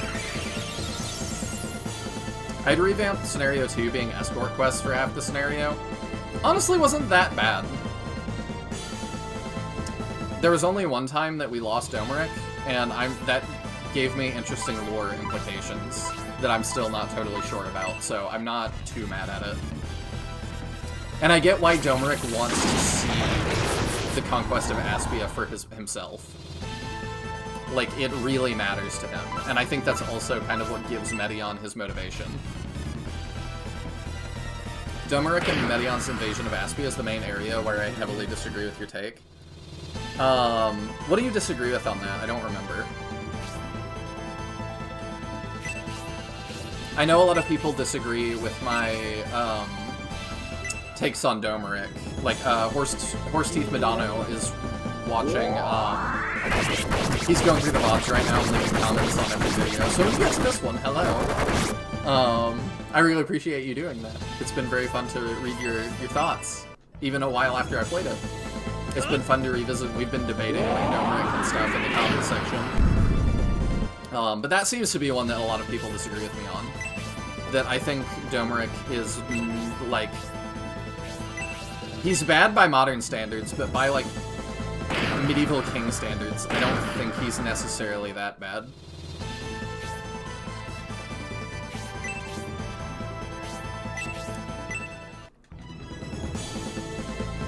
We should have battled the Rainbloods all together in Scenario 3. I thought we were gonna.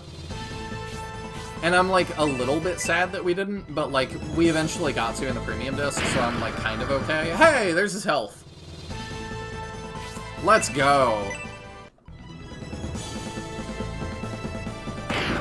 He did lose faith, yeah, like most of them in some way or another, really. Yeah, and I don't think that that's, like, depicted in a way that doesn't make sense. Like, all the other kings do have food and gold and stuff, so, like, it's not totally unreasonable for them to think Benetrim also does. And, like, tons of people are corrupt. So it's like, yeah, why would Benetrim not be another one? But we know he's not. Why would Benetrim want golden food anyway? I'm sure there's some game where that heals you more. That's why. He needs the golden carrots or something, or potatoes. I don't know. And do you think Garaite was super underused? Yeah. Like, he shows up in the forest and, like, confronts David, and, like, that's the main time I remember him. I don't even remember why we fight him at this point. Oh, Majoron, definitely do way more. Yes! I would have definitely done more with Majoron. In general, Steel, yeah. I liked what they were going for with Majoron. I did think it was interesting that, like, he is just lame. Because I didn't expect him to be. I expected him to be, like, some great hero, like a conqueror or something, but then, like, you know, meeting him and seeing that, like, oh, Arrogant is, like, you know, the kind of backstabby type, and then Majoron just sucks. It really, like, it recontextualizes Medion. That it's like, oh, that's part of why Domeric's here too. You are your father's last hope at, like, a decent heir. So there's, like, extra pressure on you. Because he would know that his brother's kind of a loser, I think. I expected Garaite to haunt you, or Goriot. I don't remember how he said it. Like the other priests do. I did too. And I did appreciate it being different. Domeric being typical doesn't excuse him, especially when there's a giant faction of people calling him out. I'm just saying, I don't think it's realistic for them to be calling him out. That was, like, a slight problem I had. I don't think it's that huge. But I'm like, their sensibilities, it's like them being real, like, I can't believe it, somebody died. And it's like, you're around people that die all the time. In our modern era, like, we're not. So that's more of like a modern sensibilities thing, but it's like, no, like, people always die around you. So it's weird for you in that setting to be, like, super bothered by that. That's kind of how my take on Domeric. In the setting, he's acting in ways that make sense. I was disappointed by how weak and uninteresting the Rainbloods ultimately were in battle.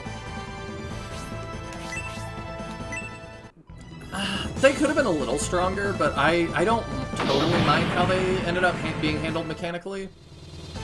Because, like, it's just hard to do SRPG bosses, honestly. I know we've talked about that before, that, like, it's hard to make them fun. I would much rather them be easy than be, like, HP sponges like this. I'm also of the opinion that Medion had no intention of actually invading Aspia, and he was just paying lip service to Domeric and Fitterit because they had no access to ships and had to go by Aspia anyway. But Domeric forced his hand at the end. I don't think he wanted to invade Aspia. I don't think it was his plan to deceive him the entire time. And maybe I'm reading way too into it, but I did feel like Medion ultimately, at his core, like, despite being, like, the emo, kind of edgy pro-tag of the three, is a good boy. He wants his father's approval, I think. And I think he's ultimately sad he doesn't have that. And part of his, like, character arc at the end is accepting that that's not going to happen. And, like, there's some, like, beautiful tragedy in that, I think. Oops, I wanted to cast attack again. I think we win this turn, though. Gotta play SF2 Battle Royale, too. There's a very interesting battle in it. Ooh, okay. I mean, like I said, I'm gonna play all of them at some point. My focus has just been getting through the games, like the official games, so I can, like, see spoilers and talk about it. I don't think Medion was even paying lip service. I think he just didn't feel able to openly oppose the Americans, often held back by Grand Tag. There we go! I agree with that, though. We've defeated Dark Soul. I don't know if that's the end or not.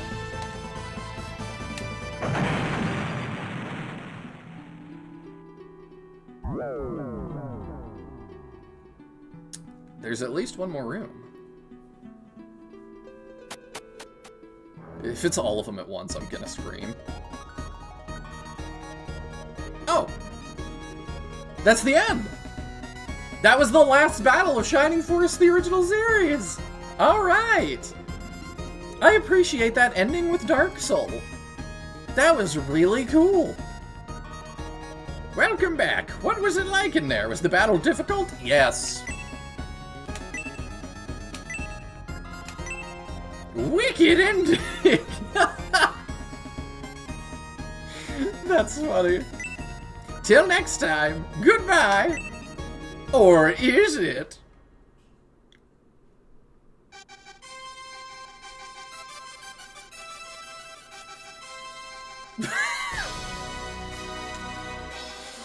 That was awesome. Oh, definitely something I would only recommend for super fans. Now, you only went through 9 battles there. What a weird number. Why not 10? We had a little bit of resources left on that. Because we could have, I could have restored everybody's MP to full. And then we would have had another full go. There might be after the credits. There usually is something after the credits, so I'm waiting. Emo edgy pro tag of the 3. My dude Julian exists. Also true. Julian is that somewhat, too. I don't know, they're both pretty edgy compared to Synbios.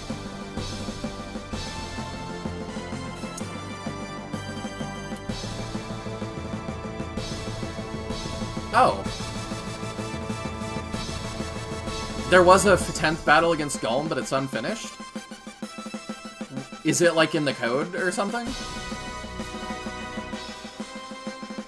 How do you know that? Or is it, like, in the notes here somewhere? It's, like, straight-up creepypasta material? I'm very interested. I really want to know about that.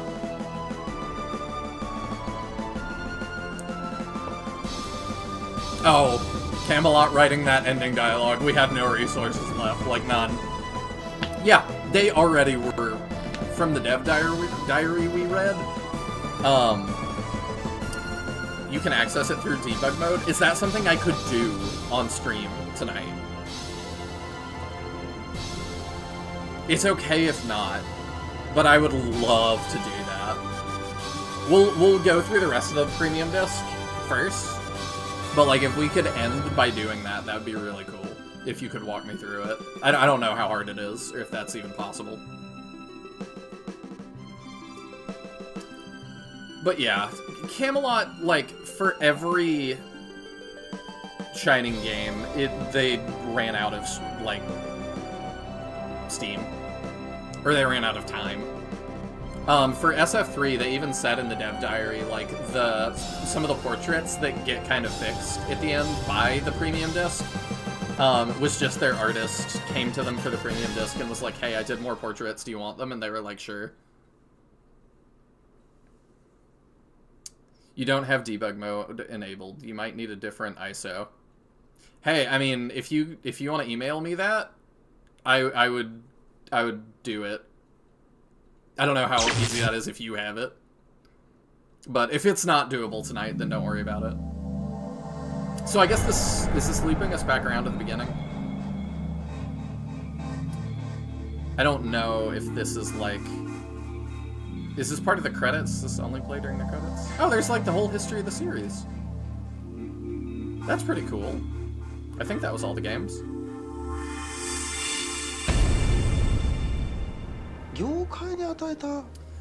So, I'm gonna go through this with, like, maybe even tonight with subtitles. Because I'm sad that, like, I want to know what he's saying. Welcome in, Coco! It was right in time for the credits. The final boss was Dark Soul, which was really cool. But now we're gonna go through more of the stuff on here. If we can't access it tonight, I would love to see a recording of it. Let me see real quick, because I got behind because we got to the end. I don't... Oh, wait, did I just read all that? I think I did. Okay. Yeah, we're good. Oh, now you gotta replay and get all the characters you didn't get in this playthrough. Unironically, I want to do that at some point. Okay, I'm gonna peek at the model viewer first. I'll see if I can share it on the Discord. Either that or you can email it to me, to my Nihil email. That commercial is almost exactly 29 years old. That's crazy. Oh, I can even, like...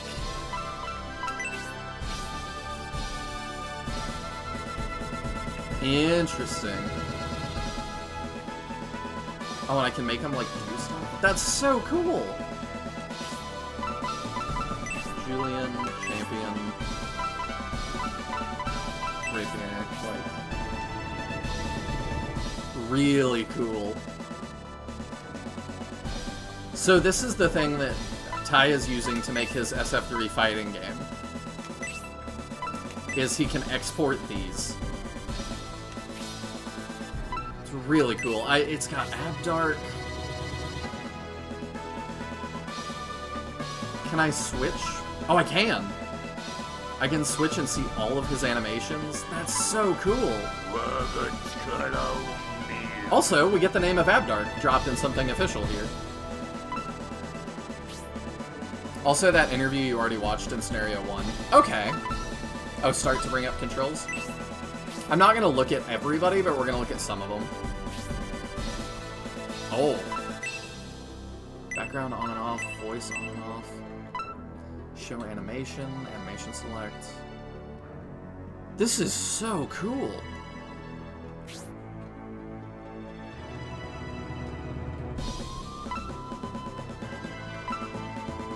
We're gonna look at some of the weird ones here.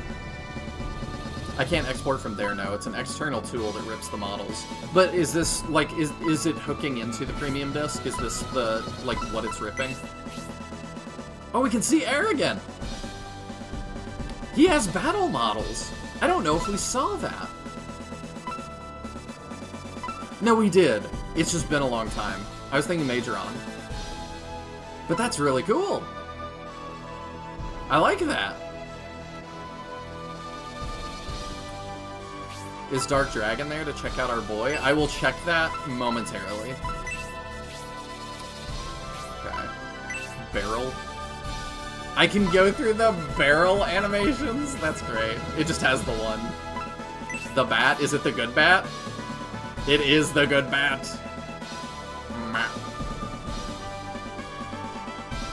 Is Dark... yeah, we'll check that. There's some very interesting details you can find in this. Ooh, do tell. It uses any of the games. Okay. Yeah, I forgot he was the last boss of Stereo 1. It just had been a while. Thank you for the donation, Caldera! Oh no, I have it set wrong. Let me pop that up so we can see it. There we go! Thank you for the $5! Mahalo! I'm at my last 4 weeks in Hawaii. Next will be 4 years of business in New York, excluding the city. Man, everybody's moving. I'm moving, you're moving. Well, I hope you've enjoyed New York, and I hope you've enjoyed Hawaii. Thank you so much for the donation. It really, really helps. And I hope you travel safe, and you enjoy where you end up next. Thank you for your service. Genuinely, thank you. Because I know it's not easy. And I'm excited to hear your stories from New York. I've got some friends that live up there.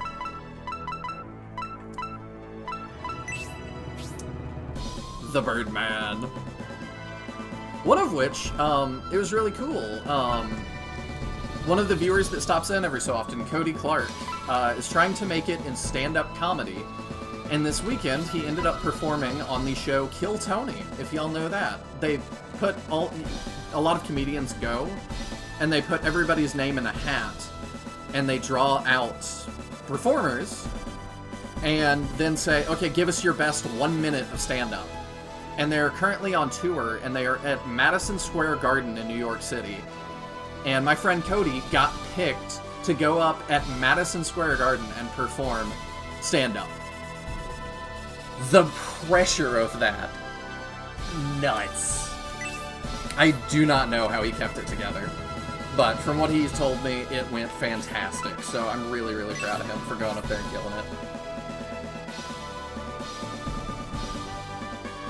That takes massive balls. Oh, totally. I don't know how he, like, that is a bigger audience than I have ever performed for, so great respect for being able to do it. These models are so cool. Grace gets some new crit animations for her second promotion. Alright, we'll check those. Breath, tryhard. I'm just like reminiscing looking at some of these. Imagine SF3 fighting game training dummy replacement is the barrel. That would be great, actually. I don't know if Taya hates barrels enough. I think all the animations are really cool. Roots? I don't remember that guy. I wonder how many of these I'm gonna be like, I don't remember. Oh yeah, I want to look at Bullzone. This is definitely, like, super fan stuff. Like, I specifically want to, like, look at Bullzone from the back or underside or something. Breath attack. So cool. I love that they just sent this to people. Braff 2, Faff Harder. I love it. Braff was definitely one of my favorite villains. The Chimera. Special. It's so cool to see that in 3D. The Colossus. I love that attack. Cyclops. Who was Cyos again?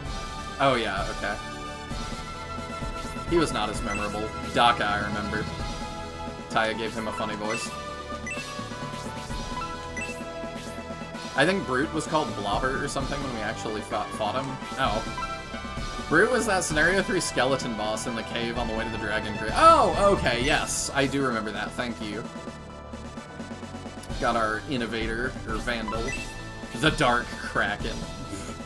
So goofy looking. Defenda. He had such a good little arc. Like, I remember him. He actually, I really enjoyed his little arc. Very short, but, like, very well written. Deshrin, Domeric, Domhorn, Dragonutes.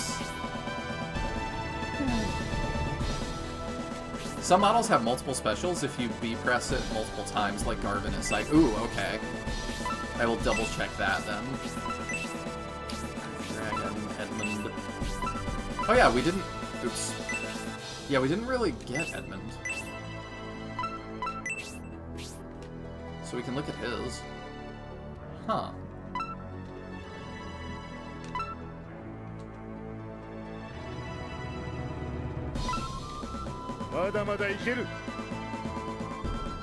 Yeah, I do want to replay to see Edmund. So if I do it again, maybe he's got another. Yeah. Another interesting detail is that Dentaris and Sybil hold halberds differently from the other knights and have a different block animation because they have shields. Weird! That's cool! And then we have General Edmund. That's not quite what I wanted his general thing to look like. But yeah, I do like his animations. I wanted him to have, like, more armor, like maybe a cape. He's the one I'm saddest about not getting, I think. Because I think the two we missed were him and Jade. Because there's not a way to get every character. General Deadman, he didn't die for us. Because we were able to eventually spare him. Golem. Okay, Golem, yeah, somebody I really want to look at.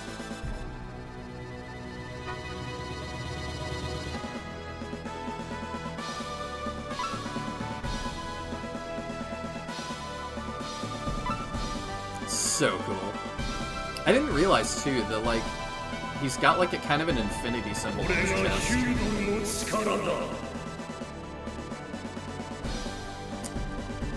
I'm trying to see. They probably do have his model only having one arm. But I'm curious, yeah, if he really does only have one arm, or we just only see one.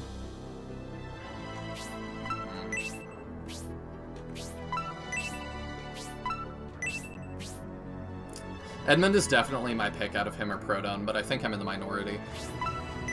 I think Proton is really cool too, though, and like I know, and whenever I replay this, I'm gonna be really sad to kill Proton, or Stella, the name of his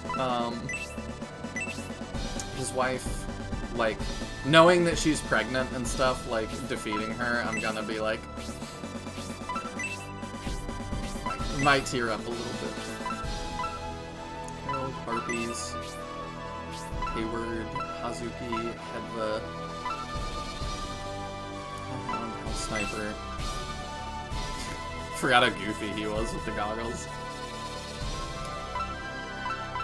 Okay, all he has is range attack. High Priest, Hill Giant, I forgot about that one. Forest Hydra, Ice Golem, Imperial Knights. Yeah. Justin Khan. Killer Fish. Oh yeah, I remember them now. Yup, Stella. Yeah, that's tough. Definitely something that when you play it twice. Kudan was really weird too, being a demon. One of the weirdest, like, racial categories, if they even are, in Shining. That's not how I pictured his voice. I don't know if we heard that. I think there's art of Golem with 2 arms. Okay.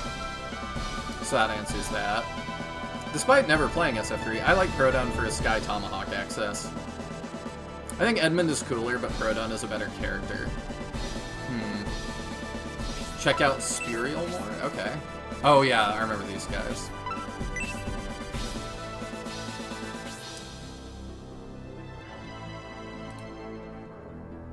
Windows 10 support has ended. Go away, Windows. Alright now. Wizardman, Leon. Lesser Demon. Mad Garvin. Okay, that was one that Taya said to look at. Garvin is so weird.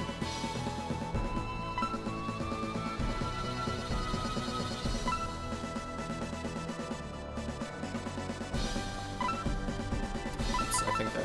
Oh, okay, I want to see magic too.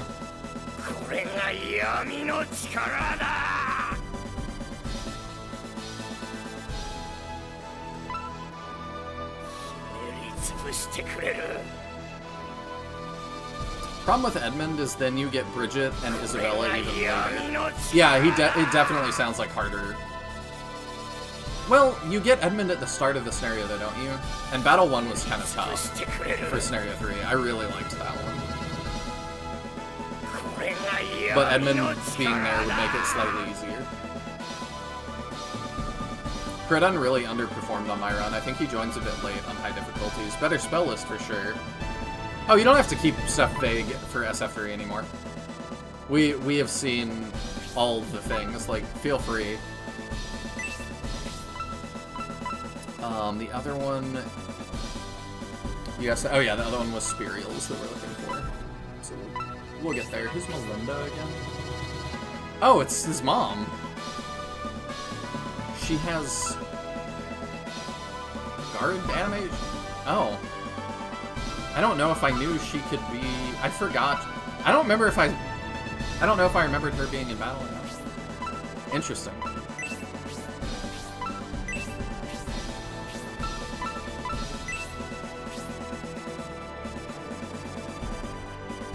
You only get Isabella later if you have Edmund. Bridget joins at the same time regardless. Oh, okay. Pappets was weird too.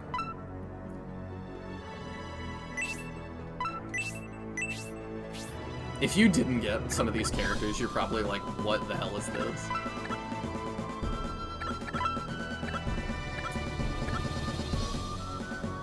You technically haven't played with Edmund on your team. I have not. You had to escort her in Scenario 3. Okay, she's an NPC for one fight, so they had to have something for her. I see.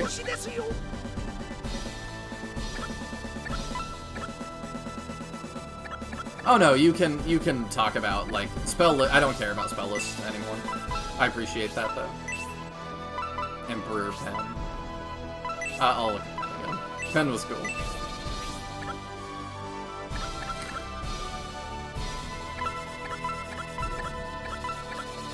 Oh, he has a specific item use? Cool. Pendolph turning his back and protecting his neck for his guard is hilarious. What do you do? Oh, same thing.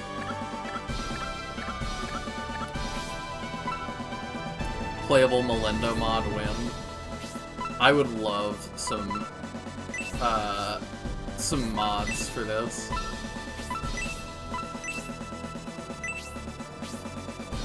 She's so small.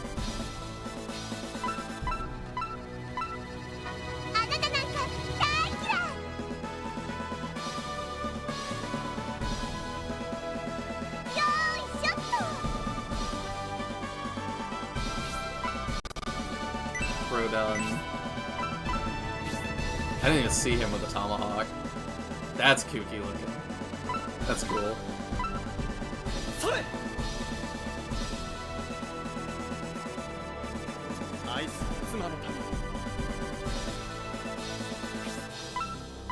The Rainbloods, yes! That's so cool. Night Pawn, Rook, Ratchet, Red Dragon, Rin Ninja? Oh, okay. Robbie. I forgot that was what he was called. Rock. Oh!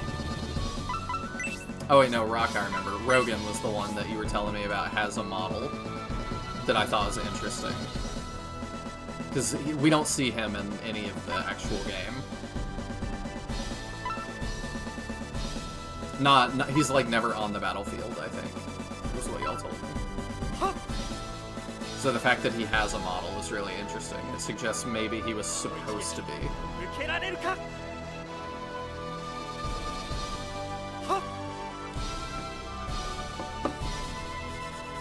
The one he like shakes, that's funny. I've spent literal hours looking through this stuff. We're gonna be looking at it for a little bit. It's very cool. Royal Guard, Salamanders, Saraban Guards, Sharaf. I remember Sharaf, the giant. He has different animations compared to a Scenario 2 appearance. Rogan is fully functional in Premium Disc, besides missing a map sprite. Interesting. Yeah, so I feel like they were definitely working on him for something. I wonder what, though. Okay, you said look at Spirial. I don't know if it matters what weapon type.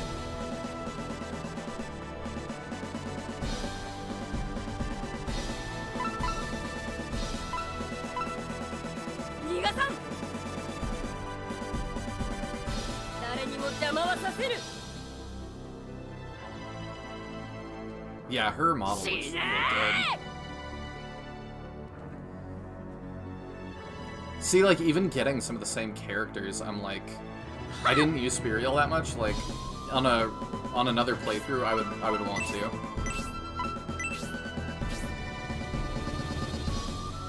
So that's what we were using on her. So we saw some of these.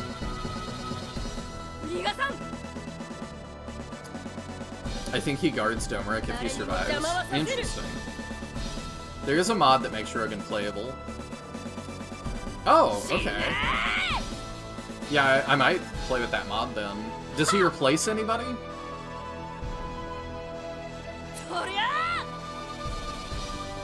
Yeah, she is really cool. Let's check her mace ones too.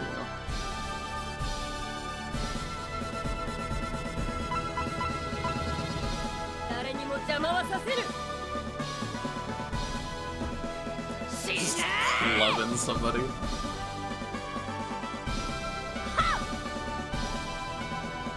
Oh my gosh, that one probably looked really cool.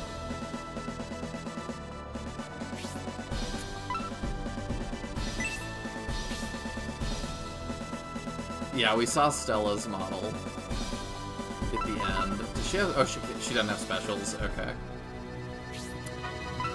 Be cool to make her playable too. I get why she's not though.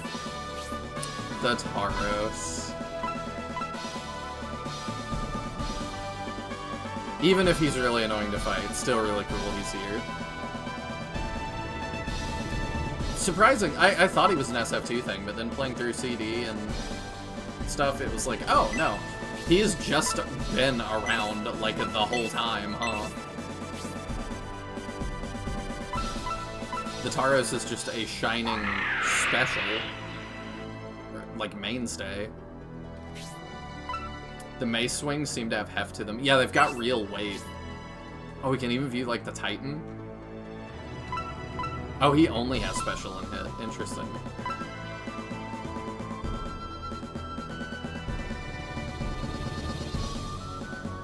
That's pretty cool. This game was so special. I know I've said it before, but thank you all for coming on this journey. Like,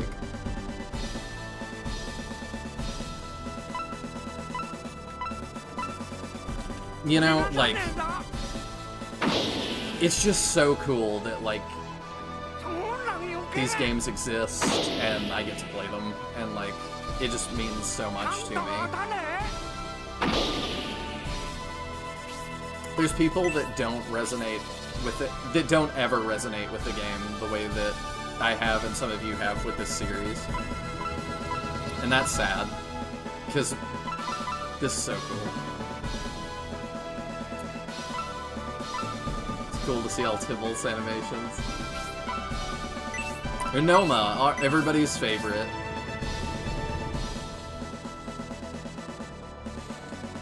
Shining in the Darkness and Holy Ark also just has the Taros in it. Yeah. Yeah, because he's in those. He's also in, like, CDs and Final... I think he was in Final Conflict. Like, the Taros is way more of a mainstay than I realized. Or Yudo... Which one's Varlo? Oh, yeah. The Crazy Centaur that we put down. I don't know if we... No, we did end up fighting him. It's just been a lot of hours since then.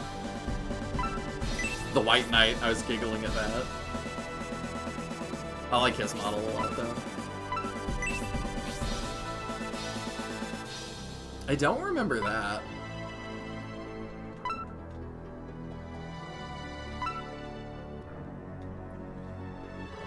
Taros is like the heat axe, it's a staple. It sure seems that way. Sparing that baby... Y'all remember me trying to spare that baby dragon and stuff and being like, surely that does something. And they got us like one chest or something. Shine. Yasha was a really cool villain. I liked Yasha and the reveal of there being multiple of them. Shine. I think Medion fought him and Symbios fought the Switchpoint guards. Yeah. Talking about Varlin. The Yeti. He's so goofy. I love it. 0 zombies. And we're back around. Very cool. The wolf was the boss in the treetop battle in Scenario 2. Oh, okay. I remember that now. The chest does have really good stuff in it, though. Yeah, it just was so difficult to do that, and so much setup. I was hoping for more than, like, an item.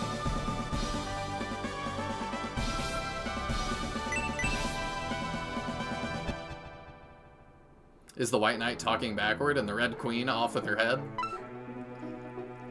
Talking, Alice in Wonderland stuff? I haven't watched that in so long. This is not how I thought this would be. Controls. Next, zoom in. Okay.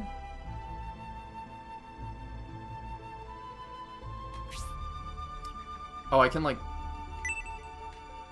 Oh, whoops. That's not what I wanted. Hang on. We're gonna go through these. What was, okay, so next is that. Previous is that. Okay, zoom in and out. Got it.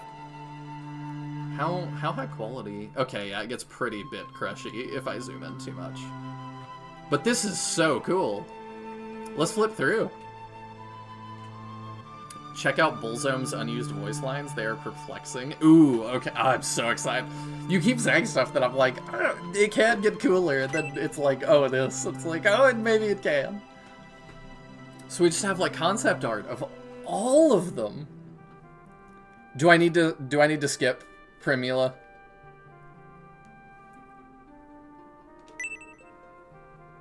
Okay, I'll skip over Primula if I need to.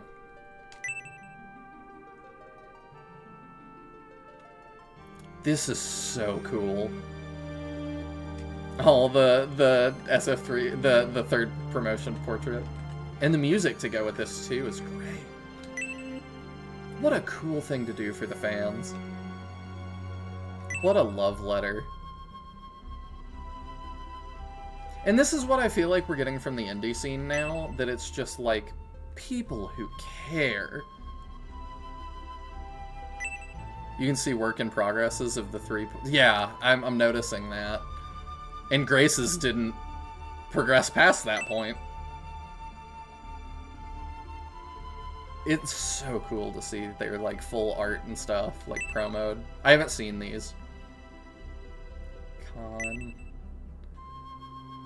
The back of Noon, like, his jacket and stuff. That's so cool!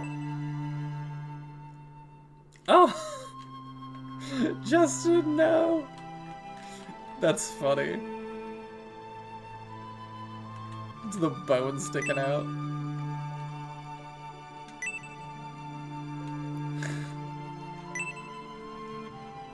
Ooh! Seeing Ratchet with the sword is cool. He also... I didn't realize how big his head is for his body. Really wish Frank was better. I still enjoyed using him because he's really cool. And I like his recruitment a lot, but like I favored him a lot and he was so mid. White Rabbit by Jefferson Airplane. Ah, okay. Unpromoted outfit for Justin, which he doesn't use. The colored pictures are in the World Book, by the way. Okay. I definitely want to get a copy of that at some point. God, his final promo portrait, I think, is the worst. I really don't like it. All the others I can live with. His just makes me sad. Okay. We're in 2-Force. Primula's in 3. Okay. I'll remember that.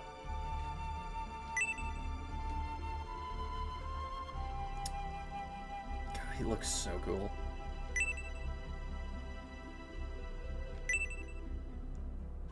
It's so cool to see all this. Like, I'm just fanboying really hard.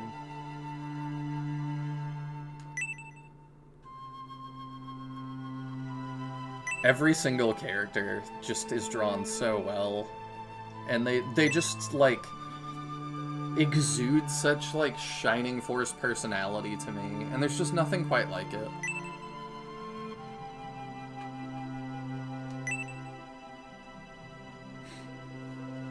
He is so ripped.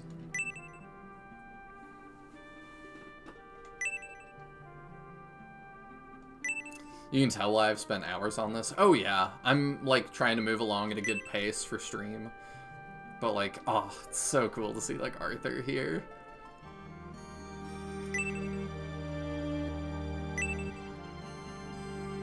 There's Jade.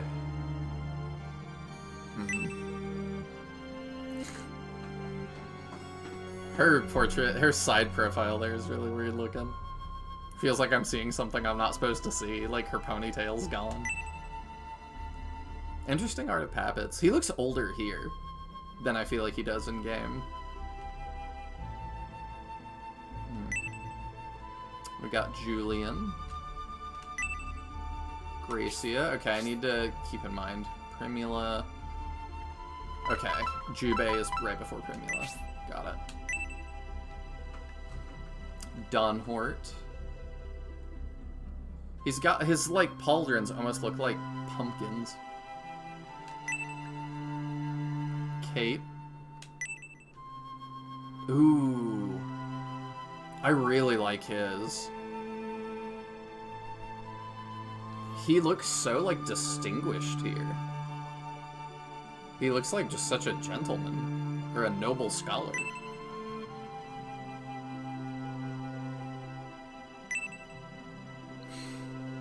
Her art, like, her hat looks as goofy as it did in game, and I love it.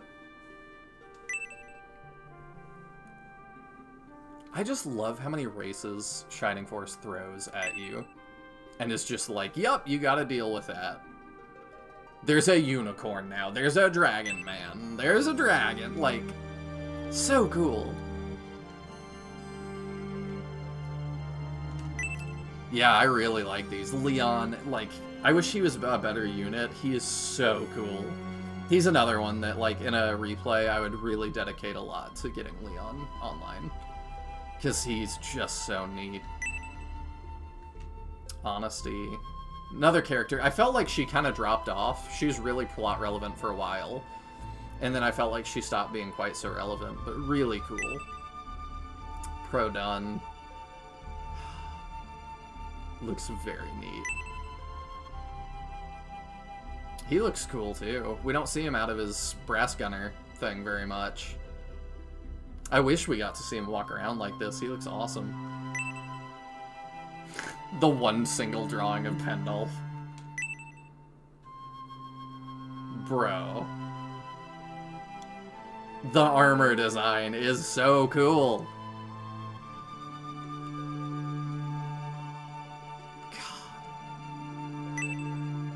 Okay, there's Jubei. Also looks great. I'm going to blank the screen for a sec, and I'm gonna see what we're dealing with here. Oh, okay, yeah, I see the... She got her boobs out in the portrait that they did. Good art, though. Okay, I bring it back. We're at Marky. Thank you all for the heads up on that.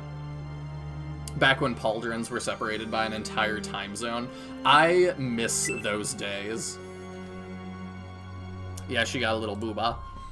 But very in line with Shining Force, like, all of them did a lot of nude art. Pretty much every artist that has worked on Shining Force has done a lot of nude art. I can't show it on YouTube. I love seeing Turk, like, just on top of him, like, let's go! Kind of reminds me of Trunks. Oh, Pro-Dun does? I really like the big pauldrons. Unoma looks way ripped here, way more than he did in-game. He looks great.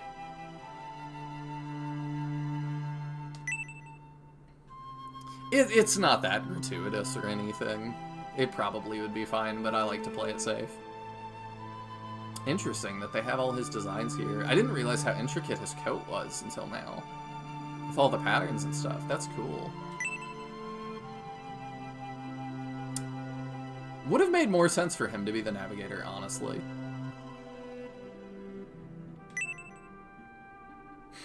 We could just get everybody. Harold was there. Are we in others? Yeah, we can look at Harold again.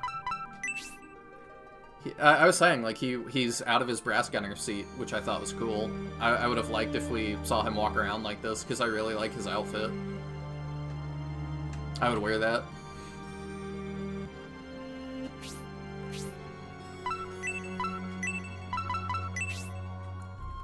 Tybalt. The furry boots, though. I don't think I noticed that. I love the spikes and stuff. Do those patterns represent the regions of the Republic for Bertram? Or Benetrim? Maybe. I hadn't considered that. I'm not an SF3 expert enough to, like, be able to place them. But, like, that would be a really cool detail. Oh, Harold is who I was saying looked like Trunks. I can see that. But that's a really cool theory on Benetrim. I might look into that more later and see if I could, like, draw parallels. Stella. Oh, she's, like, holding her stomach. Oh. For the baby. Conrad, I think. Is that who that is? Yeah. Interesting. We only really see him, like, at his death's door. This is a much better picture of, like, who he was. I can picture him, like, without the coat, like, holding a sword and shield and leading everybody. That's awesome. Against Domeric, like, it's cool. I wish they had art of, like, Warrior Conrad and Domeric, though. That would have been neat. Majoron. Cool to see him decked out in his armor. Arrogant. Yeah, they're both really neat. That's one of the guys I kept forgetting. What's your name? Franz, yeah. They were nicer to him in the artwork than they were in his portrait. His portrait, he looked kind of like a goober. I remember this guy, too. That, like, turns traitor. What was your name again? Garzel, yeah. I see Grantak coming up. Oh, he looks great, too. Everybody looks great, but I'm just like, oh, these, like, characters I haven't seen in forever. Cruert. The SF4 prequel of the Republic Empire Wars, I would love it. Majoron and Arrogant both have the butt chin. They do. But it works really well, I think, for Majoron. I couldn't picture him any other way. Grantak. I'm so attached to these characters now. He has, like, almost a bone-looking tail. That's really interesting. Garzel, I thought his name was Nihil. Probably got it from their mother. Must have. Definitely not what's hiding under Domeric's beard. That one's awesome. If somebody added a cool background to that, like, I would use that as, like, a desktop wallpaper. Oh. Cruert is straight out of Mega Man X. He's so Sigma-coded. I could see that. Mega Man X got some cool designs. His, boots, I don't know what you would call them. They look like slippers, the way that he's got them on. I don't know what you would call that. Feet armor? Does that count as greaves? I have no idea. Good artwork of Yasha. I like that a lot. I like that you can see, like, the blue of his eye.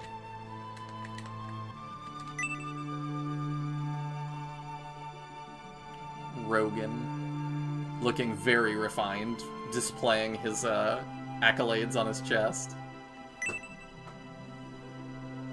Oh, we're getting into the Bullzone people now. Okay.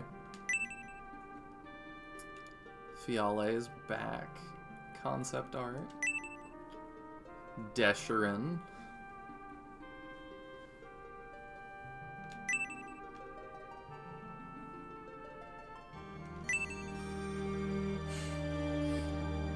The Kermit monks.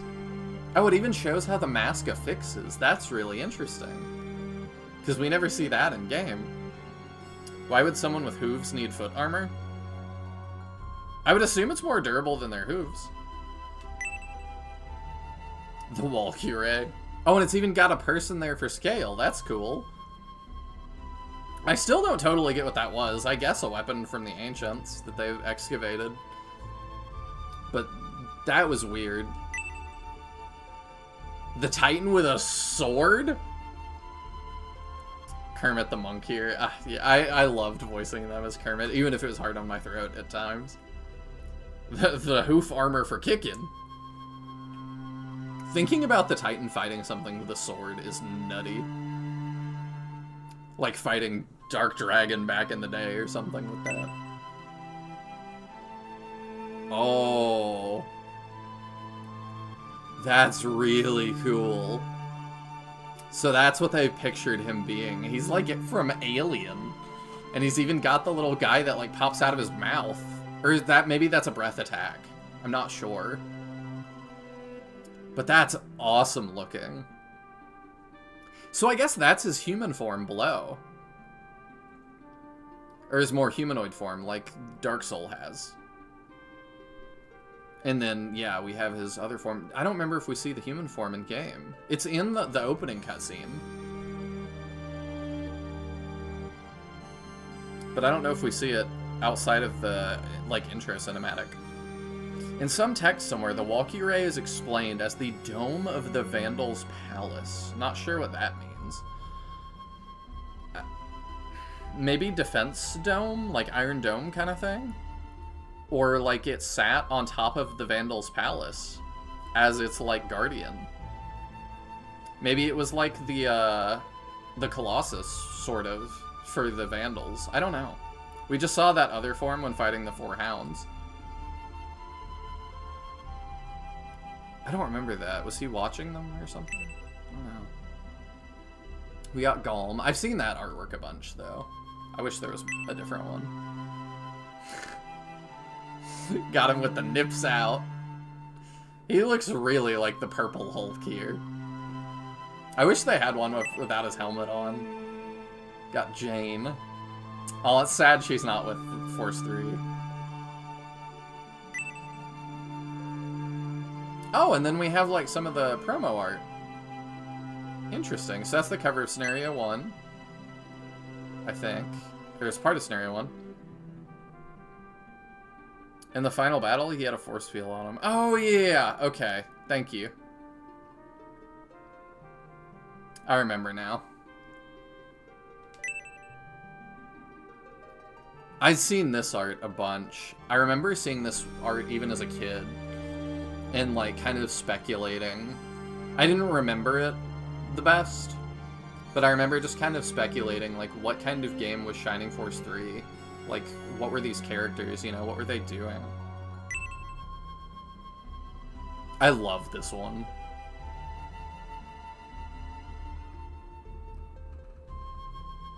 I don't think Synbios sees the Walkure. He doesn't, really. Not in Scenario 1. He does in 3, I suppose. Because I think they all kind of see it at the final battle. But it was looming in the background, I guess. I don't mind it too much. Like, I don't think these, like, are supposed to have, like, continuity to them. It's just more about, like, getting you in that mood, and I think they do a fantastic job at that. So good. Medion and Synbios fighting up there.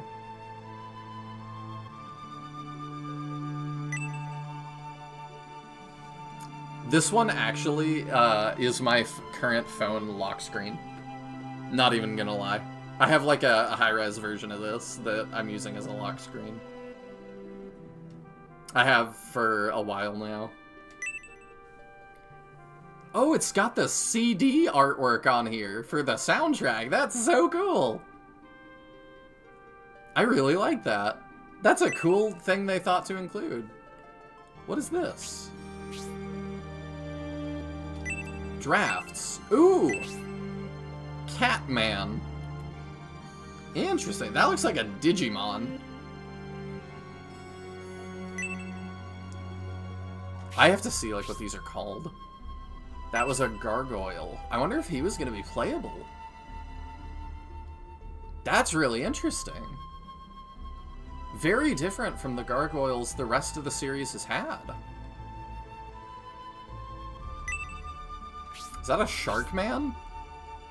They were looking at having a Shark Man? Shining Force really does just pull races and just throw them at you and be like, yeah, this is in the lore now. They're Sharkmen. It's cool. Pen prototypes. Wow. The full-size helmet is really cool. I like that. And then having him be like a little baby dragon when he promotes, I guess it hatches. That's interesting. A Sharkman could swim in water, maybe? It looked like it. These would all be cool. What's next, a lava woman?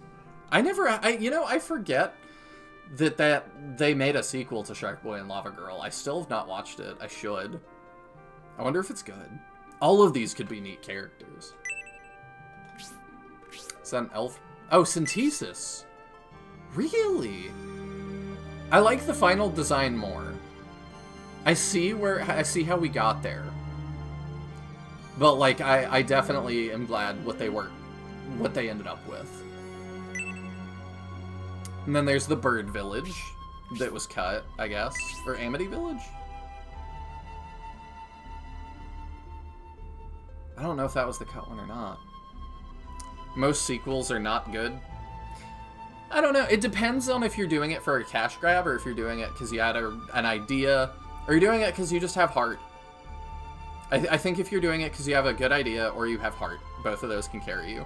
Because, like, I've enjoyed the John Wick sequels, and I think it's just that they had heart because Keanu likes doing it. Kind of the same with Pirates of the Caribbean 4 and 5. They clearly were not thinking that, like, they didn't write Pirates 4 and 5 at the same time as 1, 2, and 3. They did not think about that very clearly. But everybody obviously has so much fun playing those characters. I still think they're fun anyway. The train. I love Synthesis's design, except the random denim skirt. Amity is the name of the Birdman Village. Okay. Synthesis looks like a healer, not a mage in that picture. That's true, too. She doesn't look like a fire mage in that. Oh, is that the bridge battle? I guess so. Interesting. Cool that there was art of that. There was a mechanical squid? Mecha Kraken? Oh my gosh. If that had been in, I would, like, I feel like if they knew this was going to be the last numbered Shining entry, they would have put that in as, like, a final thing. Because, yeah, if I was going to make a final Shining Force game, I might put in Mecha Kraken, just to be, like, the ultimate one. That's so cool. And then that was, yeah, Maya Village. I love this. That's so cool. Mechan? That sounds like Mecha Chicken. Spell Draft 1. Oh, it's like a summon. Maybe that was for Thor. Interesting. Spell Draft 2. Interesting. So the waves were going to come from, like, behind the caster and stuff and arc over like that. That's cool. It's so interesting to see, like, I would love to see more Shining concept art like this from, like, SF1 and 2 that's, like, what the thoughts were for the design principles. Because seeing, like, that little graphed image, too, on the right's really cool. Who doesn't want a Mecha Kraken? Yeah. Mecha Godzilla meets Mecha Kraken. That sounds like a movie they've made. What's his name? I don't remember. There's one that seems like that. That's like the poison thing that's like pollution or whatever. Hedora, maybe? I haven't seen it. The Mecha Kraken was probably intended to be the Scenario 2 big boss, since a lot of the promo for Scenario 2 was sea-themed. That's true! It has a design similar to the Titan and the Walkie-Ray. Does he? I wanna, like, peek one more time. Is it similar? It is a little bit similar, you're right. I wonder what the lore for that was gonna be, if he was, like, an ancient creation or, like, a Vandal creation. That's been one of my favorites so far. Draft for Synbios. We didn't end up too far from that. We even kept the missing sleeves. That's cool. He really is the best looking one. Wow. The green eye thing to give it a... Yeah, that's what I was thinking too. That's just straight up his Scenario 3 portrait. Cool. Yeah, it's interesting that with the drafts, they really did not stray too far from that.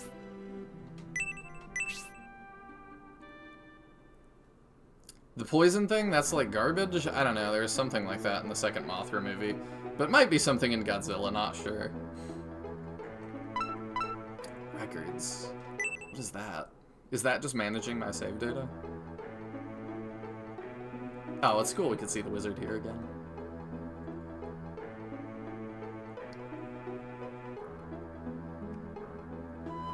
Why did she tell me to hush and then wake him up? Oh, it is you, Faye. I don't think you'll ever grow tired of playing your tricks. Master, I followed your orders and brought the one you requested. Master Gabriel, your guest is waiting. I dozed off during the long wait. Now where are we? Oh yes, I must ask you something. Do you need to create a save record for the premium disc? This is the save file creator. It's kind of weird. We'll do that What if I say yes? Let me introduce you to the three main characters of our story. Although he's honest and full of kindness, during times of conflict, the fury in his soul burns hotter and hotter as he releases the savageness of a tiger. He shall be named Synbios. Is this name okay? No, I can name him. Okay. A brilliant man with a never-failing composure and an iron will that can't be swayed by emotions. He fights like a dragon and slices through the battlefield like the wind. He shall be named Medion. Rises above others with a strong spirit, but carries sorrow from the past. Once free of this sorrow, his soul will soar as he becomes a wolf with sharp and virtuous fangs. He shall be named Julian. Would you like to tell me of the events that have happened so far? Interesting. Yes. Let me ask you a few questions. Did Hayward join the Synbios Force? This is interesting. This reminds me of when they put out, So I thought it was really weird at the time. They put out Mass Effect 3 on the Wii U. And Mass Effect 3 also pulls choices and save data from Mass Effect 1 and 2, but those were not available on Wii U. So they did something similar. They made a little comic book that asks you questions like this to bring you up to speed with where you were, kinda. Yes. Was Garrosh saved? No. Was Bernard untied in Balsamo Inn? Yes. Did Irene join the Synbios Force? Yes. Were all the refugees saved? That's a really interesting question. Is it going to give me items based on that? Did the chicken on the train join the Synbios Force? Interesting. The problem with this is that it doesn't give people second promos, it just leaves them at first, which is not good. Oh, yeah. Justin Horst.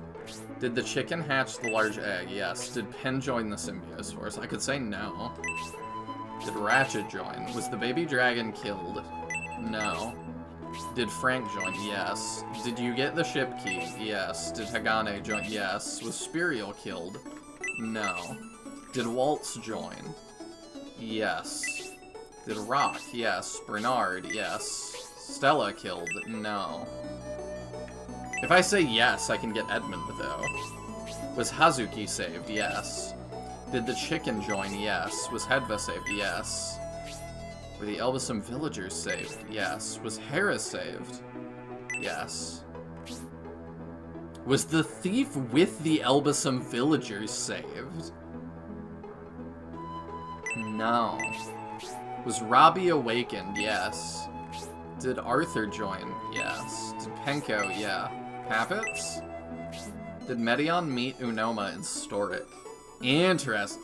So if this is effectively every decision in the game. Good to check what there is. It's really interesting. So if I didn't play, like, if I played all three and I didn't know, have you guys telling me about other stuff, like, it's really cool to see this. Let's move on to other things. Would you like to name everyone? That's crazy. I wondered if I could do it. That's so interesting. So I could just name them whatever. That's really cool.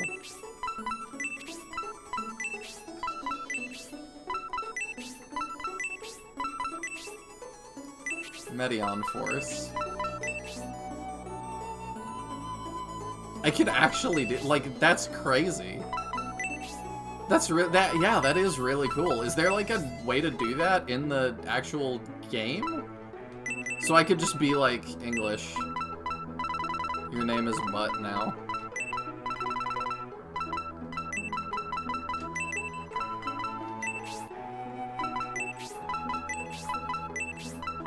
I love Zero, I swear. Oh yeah, I see, like, with Robbie, he's, like, not promoted. Yeah, and then there's Jade, because of how I answered the questions. It looks like it's only Scenario 1 and 2 decisions, which is why it doesn't second promo people. Well, here's 3, but yeah. It already knows, because I said I killed Stella, so here's Edmund.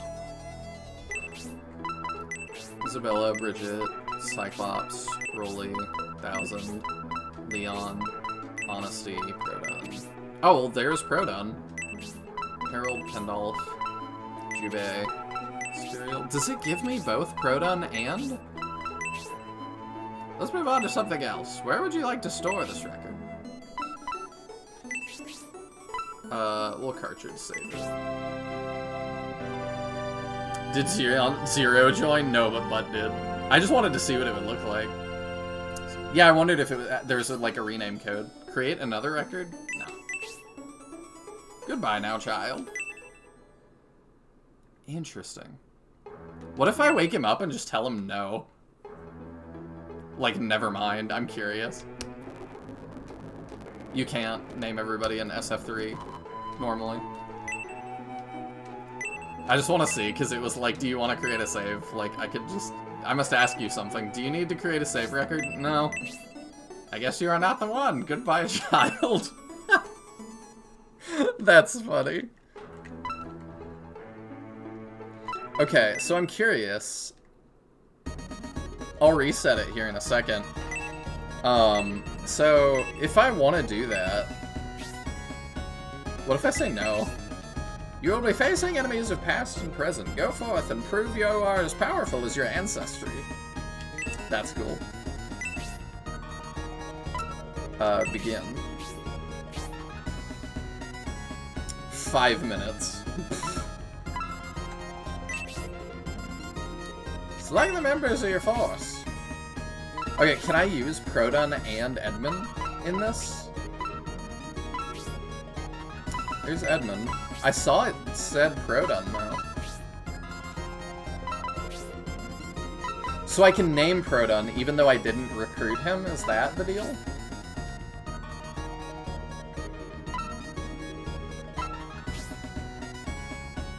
That's weird. Yeah, because he's not... He would be, like, right in here. And he's not here. So it lets me name him, but... Yeah, he's not part of the party. Weird. So what does it give you?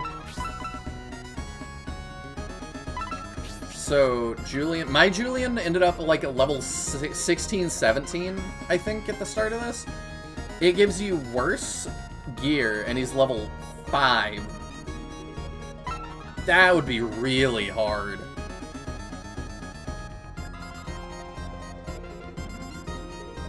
Probably loops through all the characters in the data. It seems that way. This would be brutal.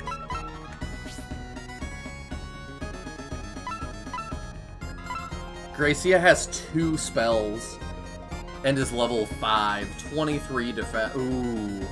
38 MP. This would not be winnable. Why did they do this? You can't grind in this, because if you game over... I don't think you can grind. I don't know what happens if you... You know what? I don't know what happens if you cast Egress. Actually. Oh, you can just start with that few people? I didn't know that either. Okay, what happens if I Egress? I don't actually know. Do I keep? Welcome back! Would you like to try again? No, it just counts as a loss.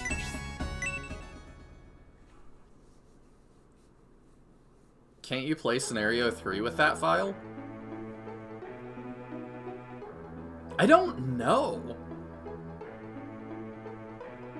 Do you want me to try? I could boot up Scenario 3 and we can see if it recognizes it as a save. I don't think it will, because I've saved it to cartridge and not, the console. So I don't think so, but I am curious if you could. Good night, Justin. Thank you for hanging out. Let's peek at videos. Trailer, intros, endings, TV ad. Let's play all. We can go through these again one last time. It's gonna be an early night anyway. Tell me if these are too loud. But I'm kind of down to see them all one more time and then see the ads and stuff. Any save file can be used in the premium disc. You can be in the middle of Scenario 1 and still try. That's crazy. I just don't understand why they would, like, let you make stuff like that. To, like... There's no way you could be premium disc with that. Like, there is no way. That was really hard for me, and I had to be super optimal. Like, with level 5 tier 2s, you just couldn't do it. I genuinely think that might be impossible. It might be fun for a challenge video at some point, but like, the amount of health those things have would, I feel like, would make it not even fun to attempt. So I don't really get the point of that.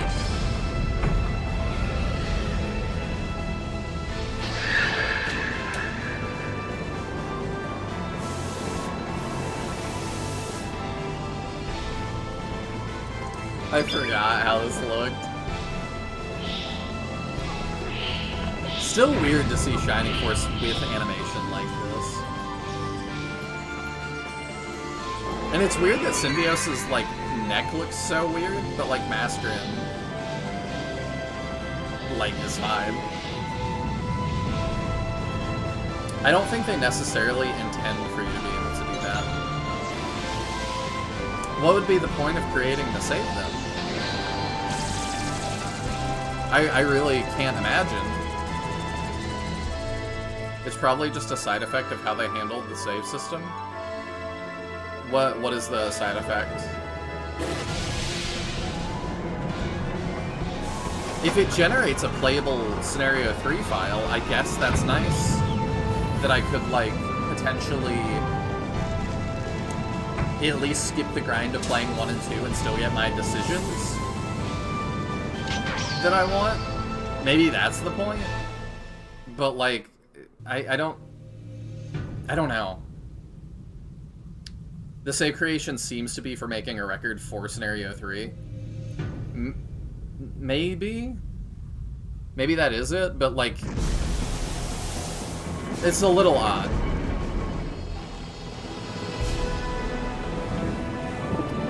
I guess it's fine for them to give you that tool. I just wish they, like, put more... Because he said, like, do you need to make a save for the premium disc, I think. I would have preferred he'd just say, do you want to make a Scenario 3 save? It is weird. You were definitely correct. It is a weird inclusion. I told you it was strange. You did say that. You were right. It was indeed Jack.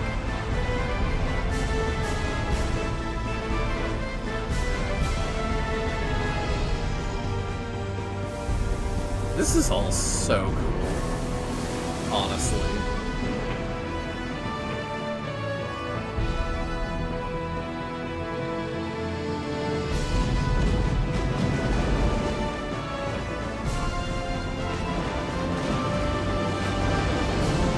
I'm just, like, having flashbacks. Like, I have so much nostalgia for this game already, even though I only just played it.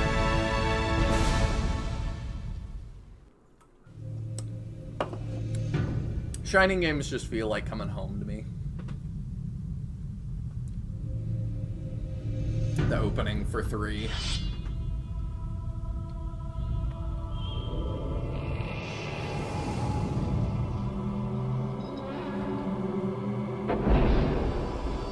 I cannot wait for the day Sega re-releases this.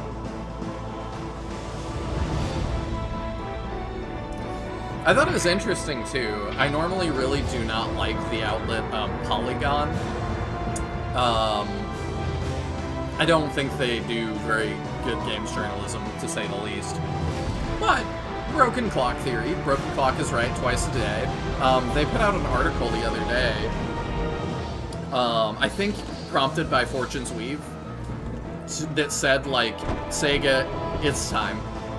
It's time to do a new Shining Force. It was like the Brother series are the biggest competitor to Fire Emblem, and it's been dormant too long. And I was like, I appreciate them saying that. Like, if everybody would say that, you could say the Shining games shine in the darkness. They do. It's like the coin under the bed in, I think it's Shining Wisdom, that says, like, oh, there's something shining in the darkness. I was like, yeah, I see you.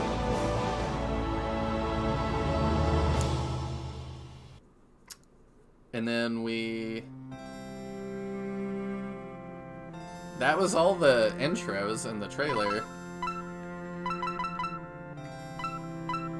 I want to see all of it, though. Let's do the TV ads.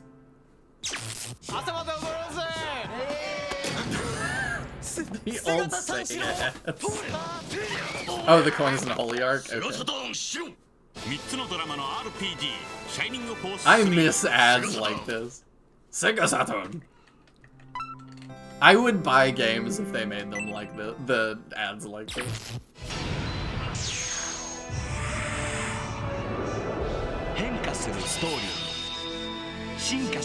It's crazy to think about. Like, I don't know if these aired on TV, or if it was just like Games Magazine. This is cool. I don't know if this was just on like discs that came with Games magazines back in the day.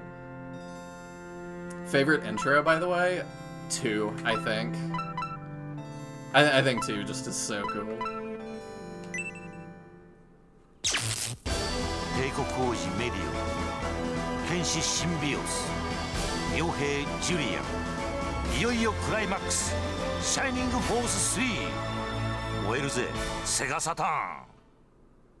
Ugh.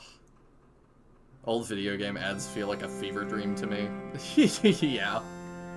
I could see that. Ending A and ending B. Oh, there's I didn't even think about that. There's a different ending if you didn't get Jane. That I haven't seen. Yeah, I guess there would be a different ending, huh? But this normally plays at the end of the credits and there's music. Interesting. Sagata Sanshiro. We need spokesmen like that again. They really did make an impact. Good night, Ragnarocker. Thank you for hanging out with the streams. I greatly appreciate it, and thank you for being part of this journey. It was very cool. Does he still see the Holy Ark? He does. Just without Jane. Interesting. I kind of thought he wouldn't see that. So regardless of what happens, he goes off to be with Arthur. Holy Ark Arthur. It's fairly sad. Julian is all alone at the end. No, he's with Arthur. And then Jane just pops in. Oh. The 2 sets of prints for the night. We need to bring back 90s style advertising, not this, like, sterilized, watered down crap. I know. I want, like, the edginess back, and, like, I need Crash Bandicoot screaming at Nintendo HQ again with his megaphone. That was so fun. I miss stuff like that. I need a guy in, like, a dark deity suit screaming at Intelligence System HQ. I've never actually seen the different dialogue if you kill Jane. I could never bring myself to do it. I did it. And then y'all had me reset eventually. I believe I defeated her, and we saw that. But I guess there's probably different dialogue after the fact, too. The footprints hit for me, yeah. Yeah, they do for me, too. I like the ending a lot more of him and Jane going together. It's still funny to me, too. I did watch people do the ending. I think chat told them, like, how to spare Jane and stuff, so they did. Because it's people that aren't Shining Force fans, like, they just played 3.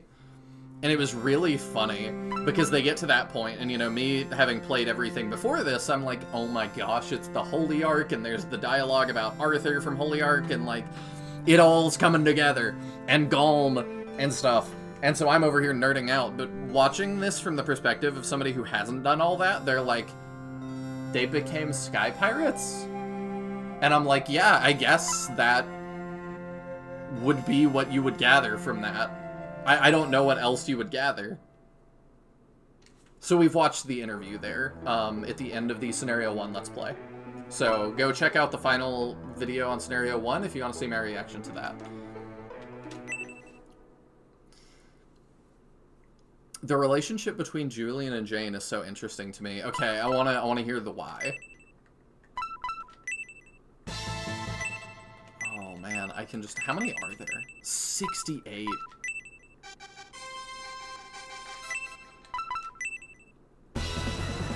Yeah, if I had this on my Saturn as a kid, I would have totally, like, just let this run in my room all the time. I would have been listening to it, like, cleaning my room, like, hell yeah. Even if you know the rest of Shining, if you skipped Holy Ark, you're confused. Fair. The romance between them is effectively put on hold after you kill basically everyone she knew. Yeah,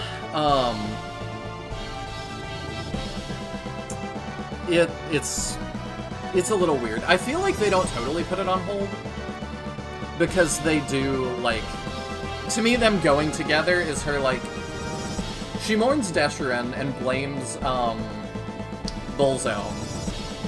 And then I feel like them going together is her kind of accepting that and going to reconnect with her roots. Because that's, like, where her... They said, like, her mother, I think, was further north or something until she died. So I viewed it as, like, her kind of going back home. Make deciding battle your ringtone? I could. And I could be happy with it. Jane being the fairy with Gabriel just adds a whole bizarre layer to the character. And I don't think Jane is Faye. I think Faye and Jane are different characters, and they just, like, put Jane there at the end. It felt like because they did the weird witch reveal that they felt like they needed to do it again. And neither makes sense. At all. I really like that she does actually interrogate Julian on that, but she remains tentatively trusting. Yeah! Jane's already kind of confusing, and then they decided to make her even more perplexing at the end there. Yeah. I genuinely think it just was them being like, people really liked the end of 2, and it was a sticking point that people talked about, so, like, let's do it again. Sound effects.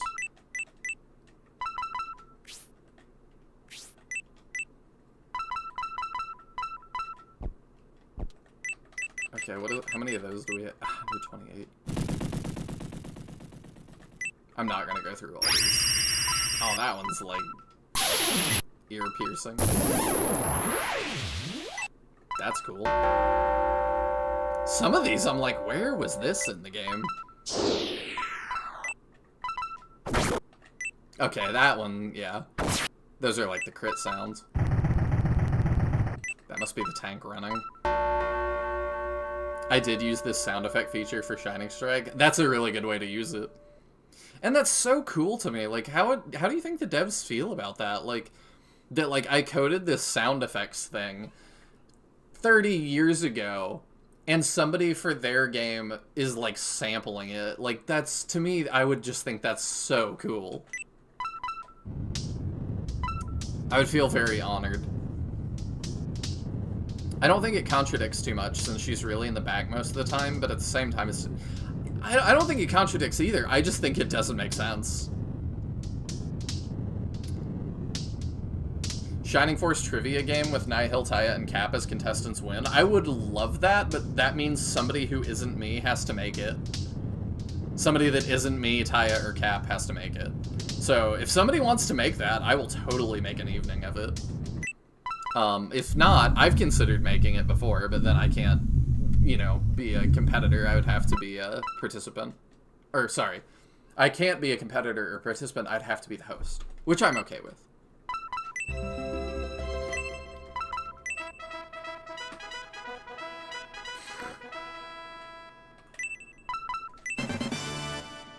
Is Cap much of a lore guy? I feel like he doesn't chime in as much on overall trivia. He's definitely more of a numbers guy, but, like, I still think he knows more about SF than, like, most people. Shining Force Kahoot. I'm gonna be using Kahoots a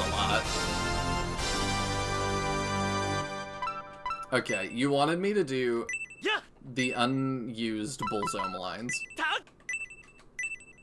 Oh, there's 546. It's interesting Galm's the end. I'm gonna play those.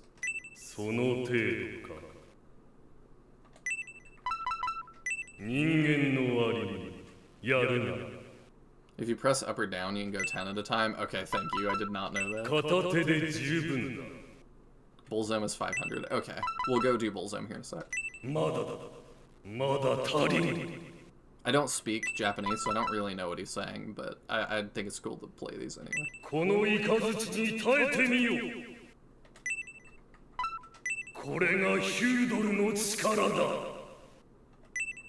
Okay.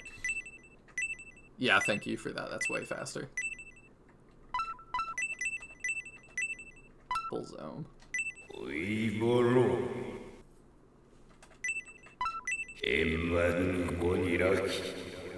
It almost, like, I know it's in Japanese, so it's hard for me to tell, but, like, with the, like, it almost sounds like he's speaking backwards, like he's backmasked.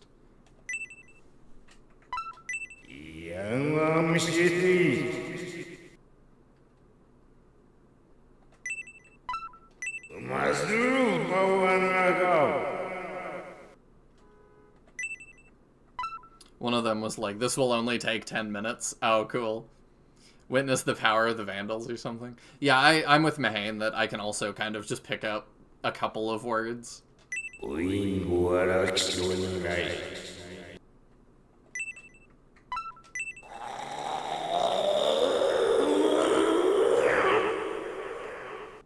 I guess that was like his death rattle or something? Yeah, I don't think we heard that.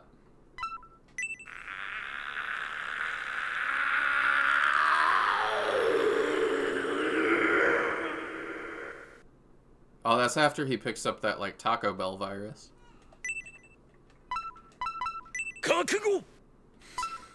Interesting. That is really weird. Noma, Turk, Marquis, Primula. I'm just like flying through. Is there anybody that I wouldn't expect to have voice lines? Hazuki, Zero, Satesis, Medion, Huh. How did the voice actor feel after? Yeah, that definitely sounds like the end of a session. That's like, alright, I'm good. Like, I'll blow the rest of my voice on this. 'Cause, yeah. Like, that sounds tough on your throat. Robbie has muffled English lines? Okay, we'll check that out. That sounds funny. Okay, there's Robbie. Yeah!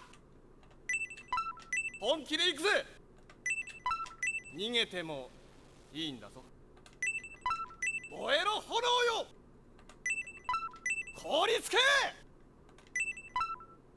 イカズチよ、敵を撃て。 Those were English? I didn't hear English in any of that.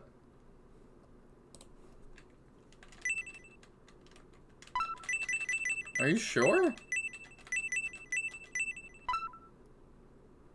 That's not Robbie? I didn't think it was. He's the robot.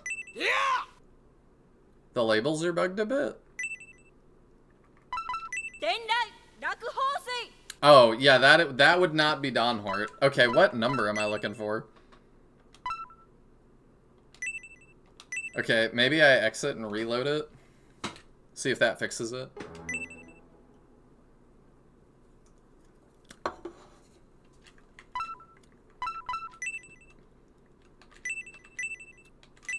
The labels are offset. Yeah, we can...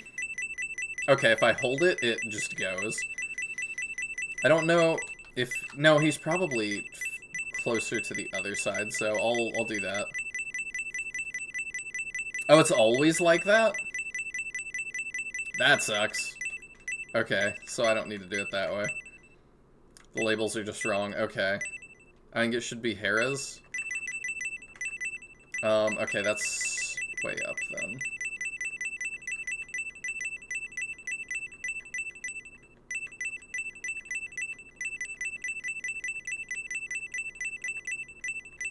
Oh, I missed it somewhere.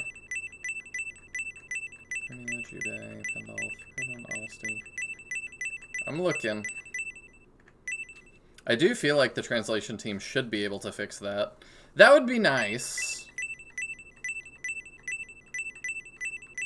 Maybe in iteration 32 or something. I joke, but I'm really appreciative that they translated all this, and I should give them an extra special thank you here at the end. Thank you for translating all of this and making it so people like me can come play it later. Like, you guys have given me a really, really special memory that I never would have gotten without you, so thank you. You skipped it, I think. Did I? What number is she? Kate, Isabella, Bridget, Harold. Hera just doesn't have 10 lines. Oh, it's near the Robbie text? Okay. So it's way further down. Arthur, Garrosh, Jade, Penko, Tappets, Deshin, Barlet, Stella, Tybalt. Okay, I'll go back. Should be around 240. Sorry for the pinging, but I'll be Hera. Oh, there she is. Okay.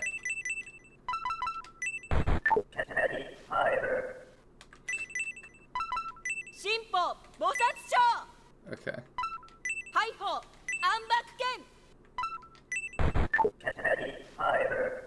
Attacking fire?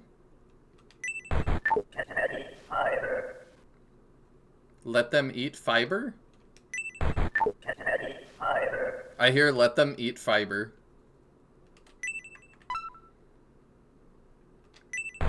Contact rotund, ready, go. Contact rotund, ready, go. Contact rotund, ready, go. Contact rotund. Contact rotund, ready, go. Ready, go. I don't know what the second word is. Get ready, fire? Get ready, fire. He definitely says fiber. I think you're right, that's what it's supposed to be. Combat mode 1, ready, go. Contact rotund, ready, go. I think you're right on that one too, but that's not what I hear. Contact mode 2, ready, go. Contact mode 2, ready, go. Okay, so that's combat mode 2, ready, go. Final command accept. Final command accept? Final command accept. I think it's final command accept. Enemy sight on fire. Enemy... Enemy sight on fire. Enemy sight on fire? Enemy sight on fire. They are very muffled, yeah. Emergency, eliminate most target. Emergency, eliminate most target? Emergency, eliminate most target. Enemy sight on fire. That doesn't even totally make sense. Emergency, eliminate most target. So this one is enemy sight on fire. Enemy sight on fire. Fire is one syllable. He definitely is saying two, and I think you're right that it is fire, but like... Yeah! Okay, and then yeah, that's just offset. Okay. And then what was the final one supposed to be? Emergency, eliminate most target. Contact rotund, ready, go, is what I say when I dial my overweight friend. Is that like your Siri command to do that? That's so sad.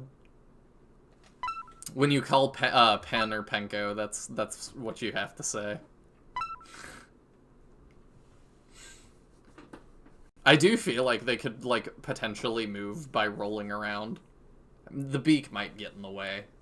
But then again, I guess they can take it off since we swap it out. They could just be little Kirby bells.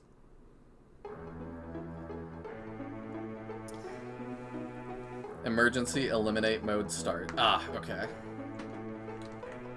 Well, I think that's everything, guys. I think that is the end of Shining Force 3. I really enjoyed the battles, even if they were really hard and it was really difficult. Imagine just unequipping your mouth. I don't want to imagine that, actually. Also, the reason it's offset is that Don Hort appears twice in text, but only once in voice. Don Hort, screwing stuff up. It had to be Don Hort. And thrice in spirit. I loved these games. This was an absolute joy. And is something that I will carry with me for the rest of my life. This time that I've spent with y'all doing this. Now SF4, oh, Shining Force World, how I wish. I so wish. I hope one day. I do have a lot more Shining goodies in store for y'all. We're gonna play more of the series. I am kind of deciding, and you know, I'm gonna do a poll right here, because y'all are some of the, like, really serious viewers. And I'm not promising to listen to it.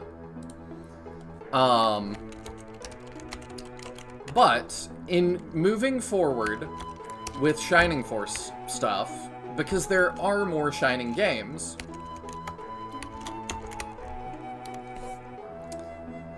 my two options are, do we go forward, Or do we go back? Do y'all want to see newer stuff or older stuff? So that's the poll. And I'm going to let y'all vote in it. Like I said, I don't know that I'm going to fully base my decision off of it, but I will a little bit. I will take it into consideration for what I do next. There are some games that I believe are in the Shining continuity that are forward, and there's options that are older. And we can look at... we'll look at both. I also can go forward and back. I can do like a newer one, older one, newer one, older one, and we can do it that way. But, this will like fully conclude the season of Shining when I finish the manga translations. Volume 1 is done. I don't know if I've announced that on this channel, but Volume 1 is fully complete. I have the final draft. It's done. 2 and 3 will be worked on. I need to get on top of things in my life for a minute, and then I'm gonna start on 2, and we're gonna keep it going.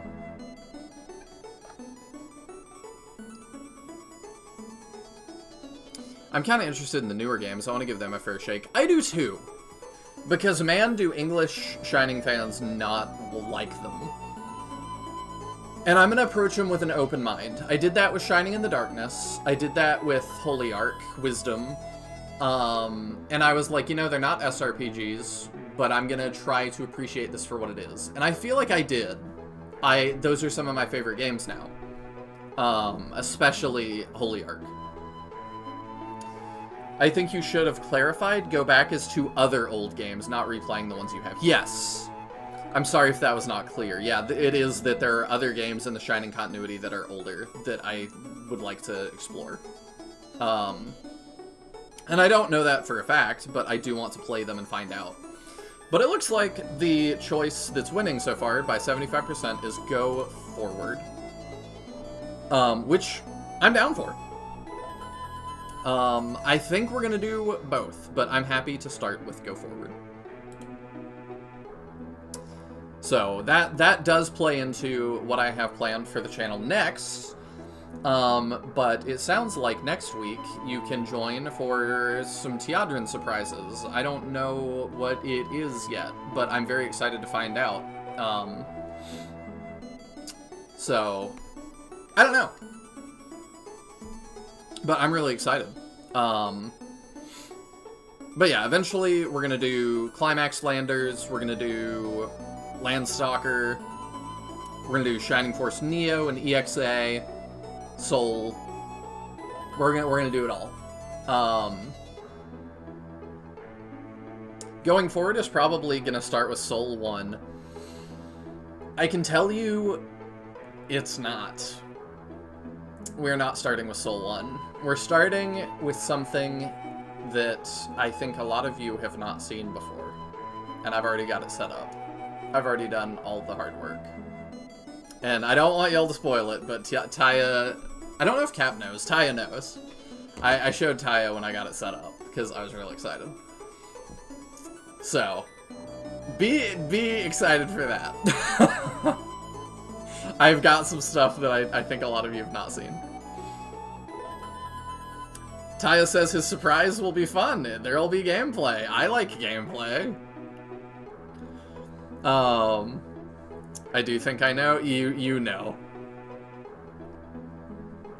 SF Chronicle? No. We're gonna do Chronicle at some point. I want a little bit of a break from...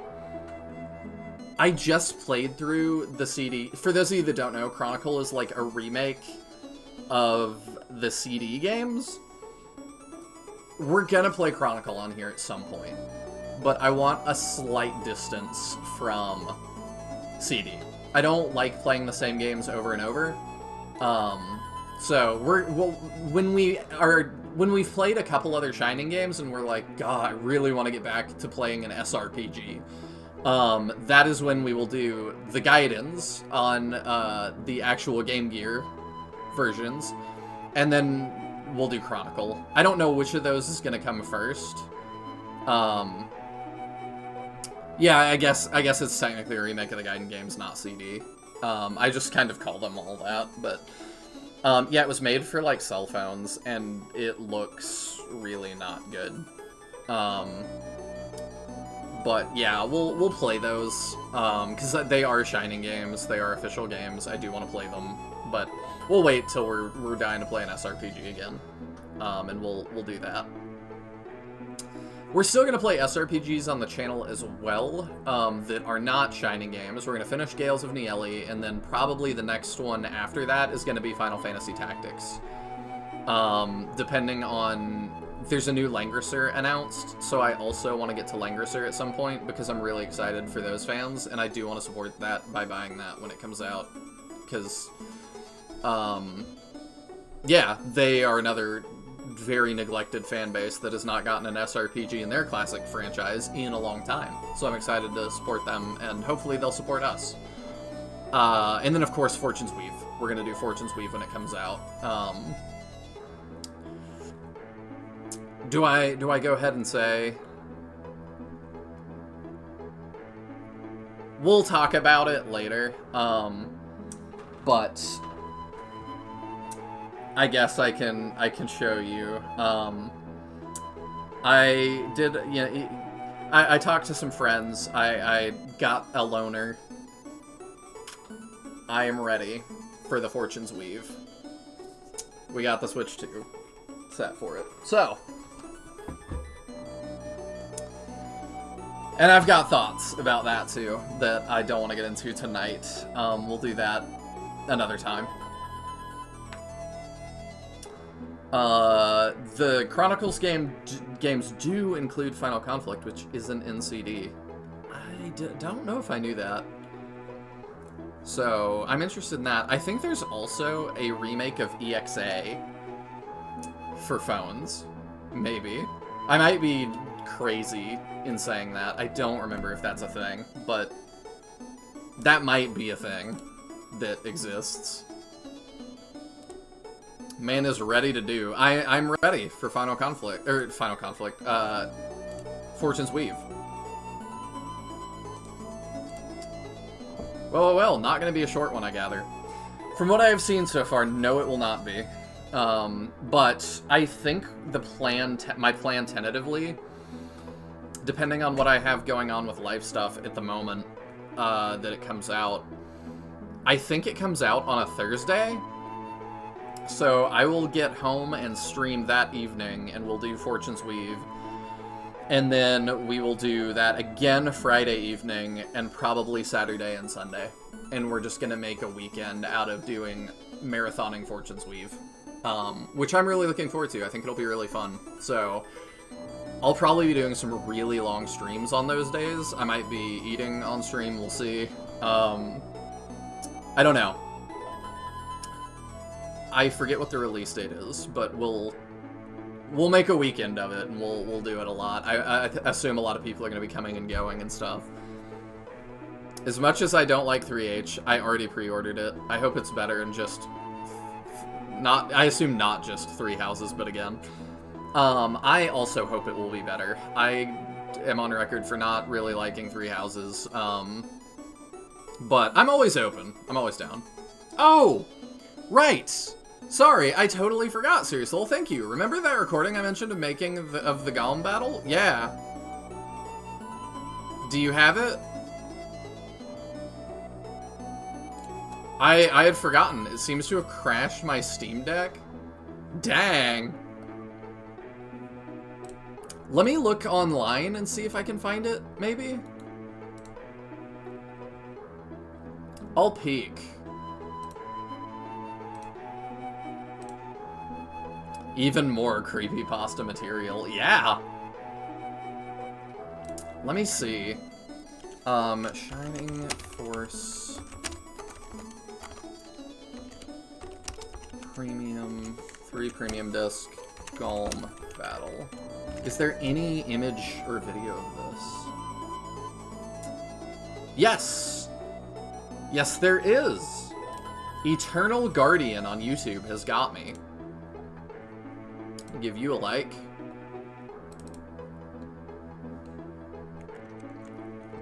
Yeah, let's take a look at this together. You know what I can do, even? Let's pick... Do we have the Golem fight music? How many songs? 68. Let's just counterattack, test the innovator, evolution, switch. I don't know which one is Golem's theme. Silence. Shine.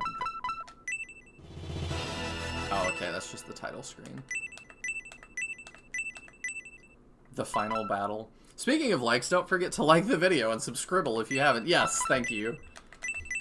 If you have watched this entire SF3 Let's Play and made it, and Premium Disc, and you haven't subscribed yet, what else do I have to do?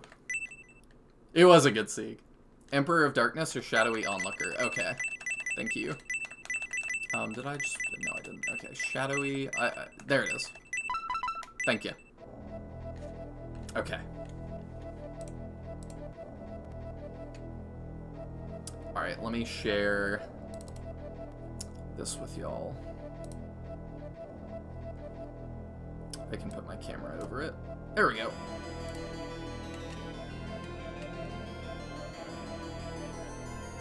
So they're using a different translation too, because I see like character model, like this looks way different. It looks a lot better now, I think.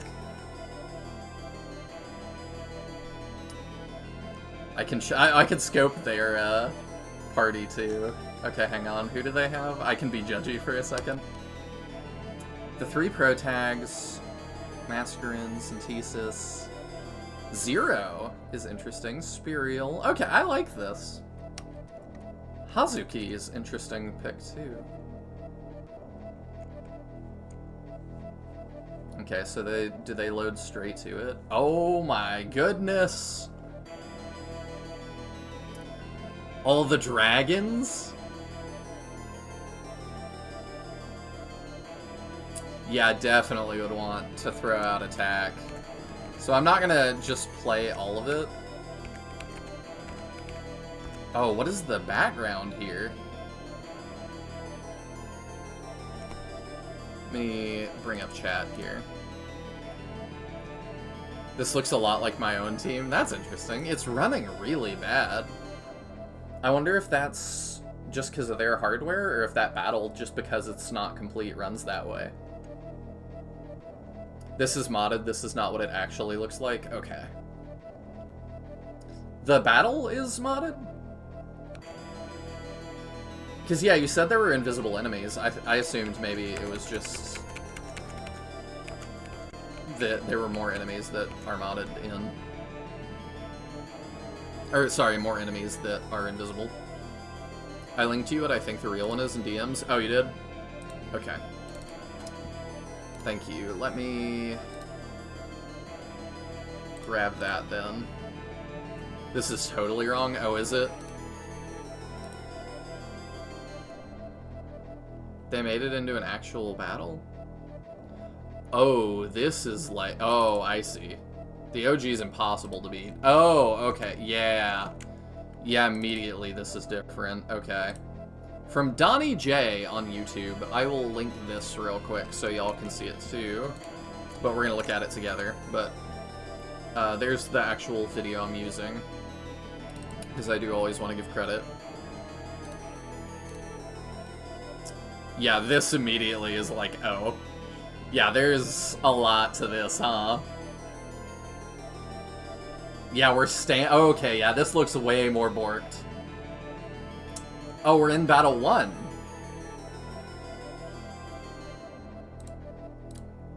There are enemies out of bounds that you cannot reach. Yeah, and there's invisible enemies and stuff. This looks much more like what you described. What are we fighting? Oh, it's a lizard man. Okay. And there's a fish. Golem is here somewhere?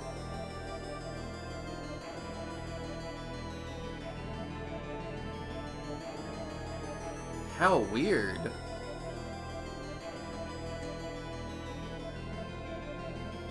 Oh, so there's like something there. You could kill them with action replay, though there's probably not much of a point. Just put their HP to 0. Also, every enemy plays super boss music. Golem is nowhere to be seen. Oh, but that's... the boss flag is there. That's weird. Maybe that's Golem, maybe it's not. The boss is a harpy.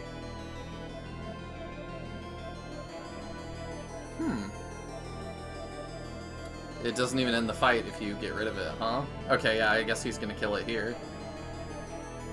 Oh yeah, it is a harpy.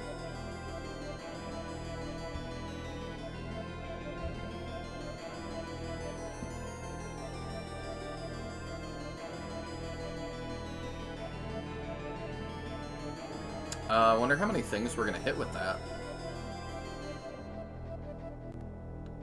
That'll kill the harpy, yeah. And then... okay, that's the only thing in range. Does that...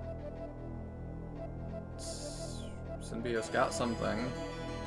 It blows up. Oh, and then we just continue. I see. Yeah, what? That ended it. And a knight shows up and goes to heaven?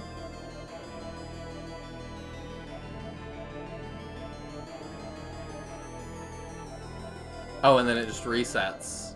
Weird. That is very creepypasta.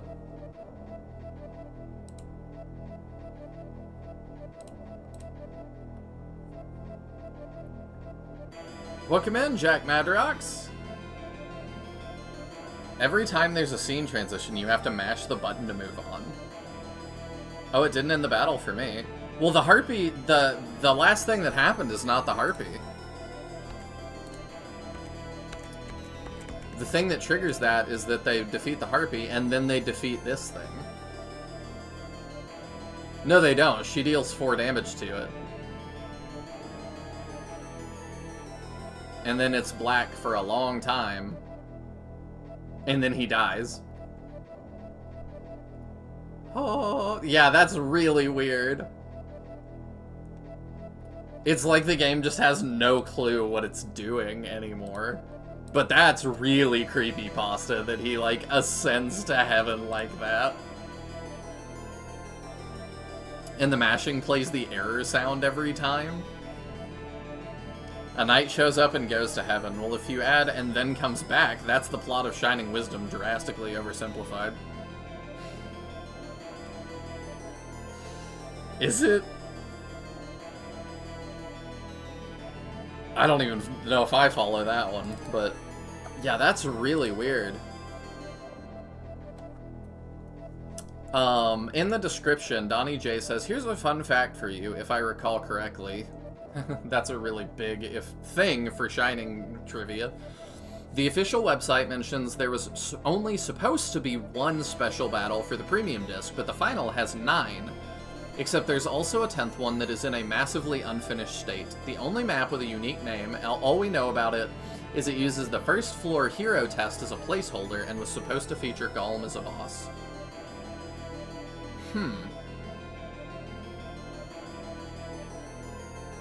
Interesting. Very fitting to end with a Shining creepypasta. And now I must go. My people need me.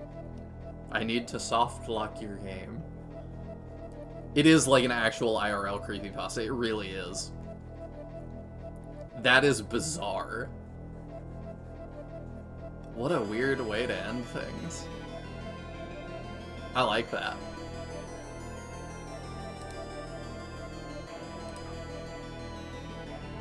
Thank you for finding that, Taya.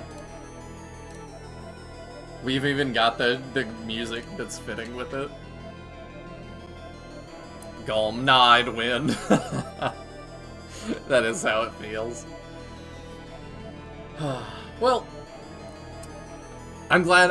Thank you too, Serious Lil, for bringing that up and, like, telling me about it, because I would never have known that. The fact the recording literally crashed my Steam Deck. It's kind of weird. It's kind of creepy. It's kind of pasta. I'm gonna be thinking about that. Golem sees your paltry Shining Force and condemns you to the Kraken dimension. It is very cursed. But I think that's gonna do it for the Shining playthrough. The Shining Force 3 playthrough. I guess all of them. Let's, what would be the... No, I don't like that one for that. What's like the main theme of this to me? Main theme.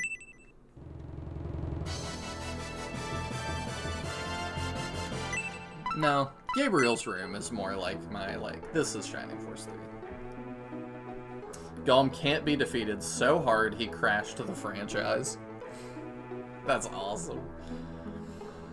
Thank you all so much for joining this, and the company. He's so strong, he cursed them for eternity, to an eternity of Mario sports games. Thank you all for coming along on the Shining Force 3 journey, and the Shining Force journey as a whole. I started Shining Force 1, like, 6-ish years ago now. This has just been really, really special. And you know, it in some ways it feels like an end, but it's not the end. There's more Shining content, there's more lore. You're gonna get more lore videos from me and stuff. And we're gonna do tons of Shining Force challenges. I have a couple of really cool ones that I haven't done. That nobody's done. That I'm gonna do in the future. But I'm gonna give the SRPG side of the franchise a little bit of a rest, and I hope that you guys will follow me into more Shining titles that aren't SRPGs, because this is a Shining Force channel, but it's a Shining channel, and I want to play every single game in the franchise with you guys, even if some of them are not as well liked. I hope that you guys will approach them with me with an open mind, to what else there is, and we're gonna try to love the series regardless, and even if that's hard. And we're gonna be honest though, you know, if we play a game and we're like, this sucks, I'll tell you it sucks. I'm not gonna be like, I'm not gonna lie to you. I'm really excited for what's next. Like I said, it's something that I think a lot of y'all have not seen. But first we have Taya's surprise, whatever that is. So expect that next week. And then I guess the week after that, expect my surprise.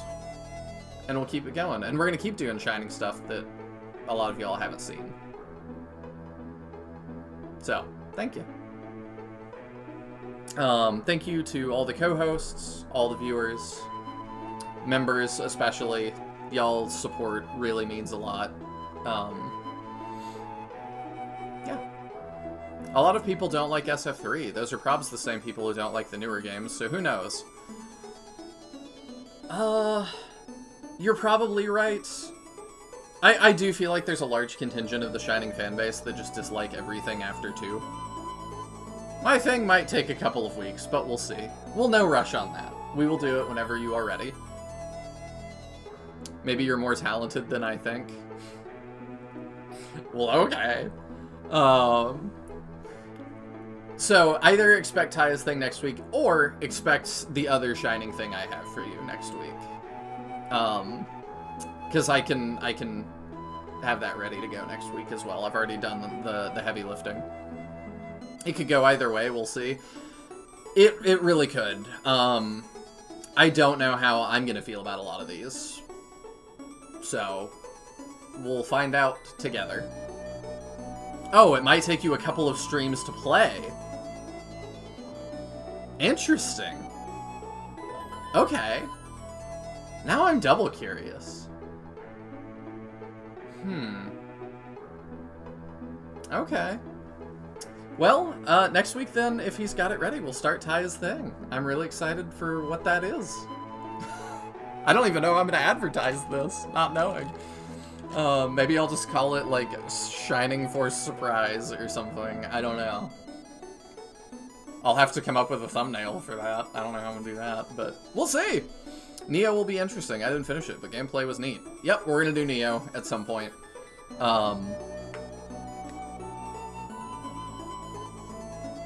I will keep going in my journey to become the biggest Shining fan that ever was. That has played all the games and at least appreciates each of them a little bit. I'll give you some title and thumbnail, don't worry. Okay. I can't wait. Taya's grab bag surprise. Shining mystery. It is a shining mystery. But that's going to do it for me tonight. Thank you all so much for joining. And I will see you next week. Stay tuned to the Discord for whatever's next. See ya then. Night, everybody.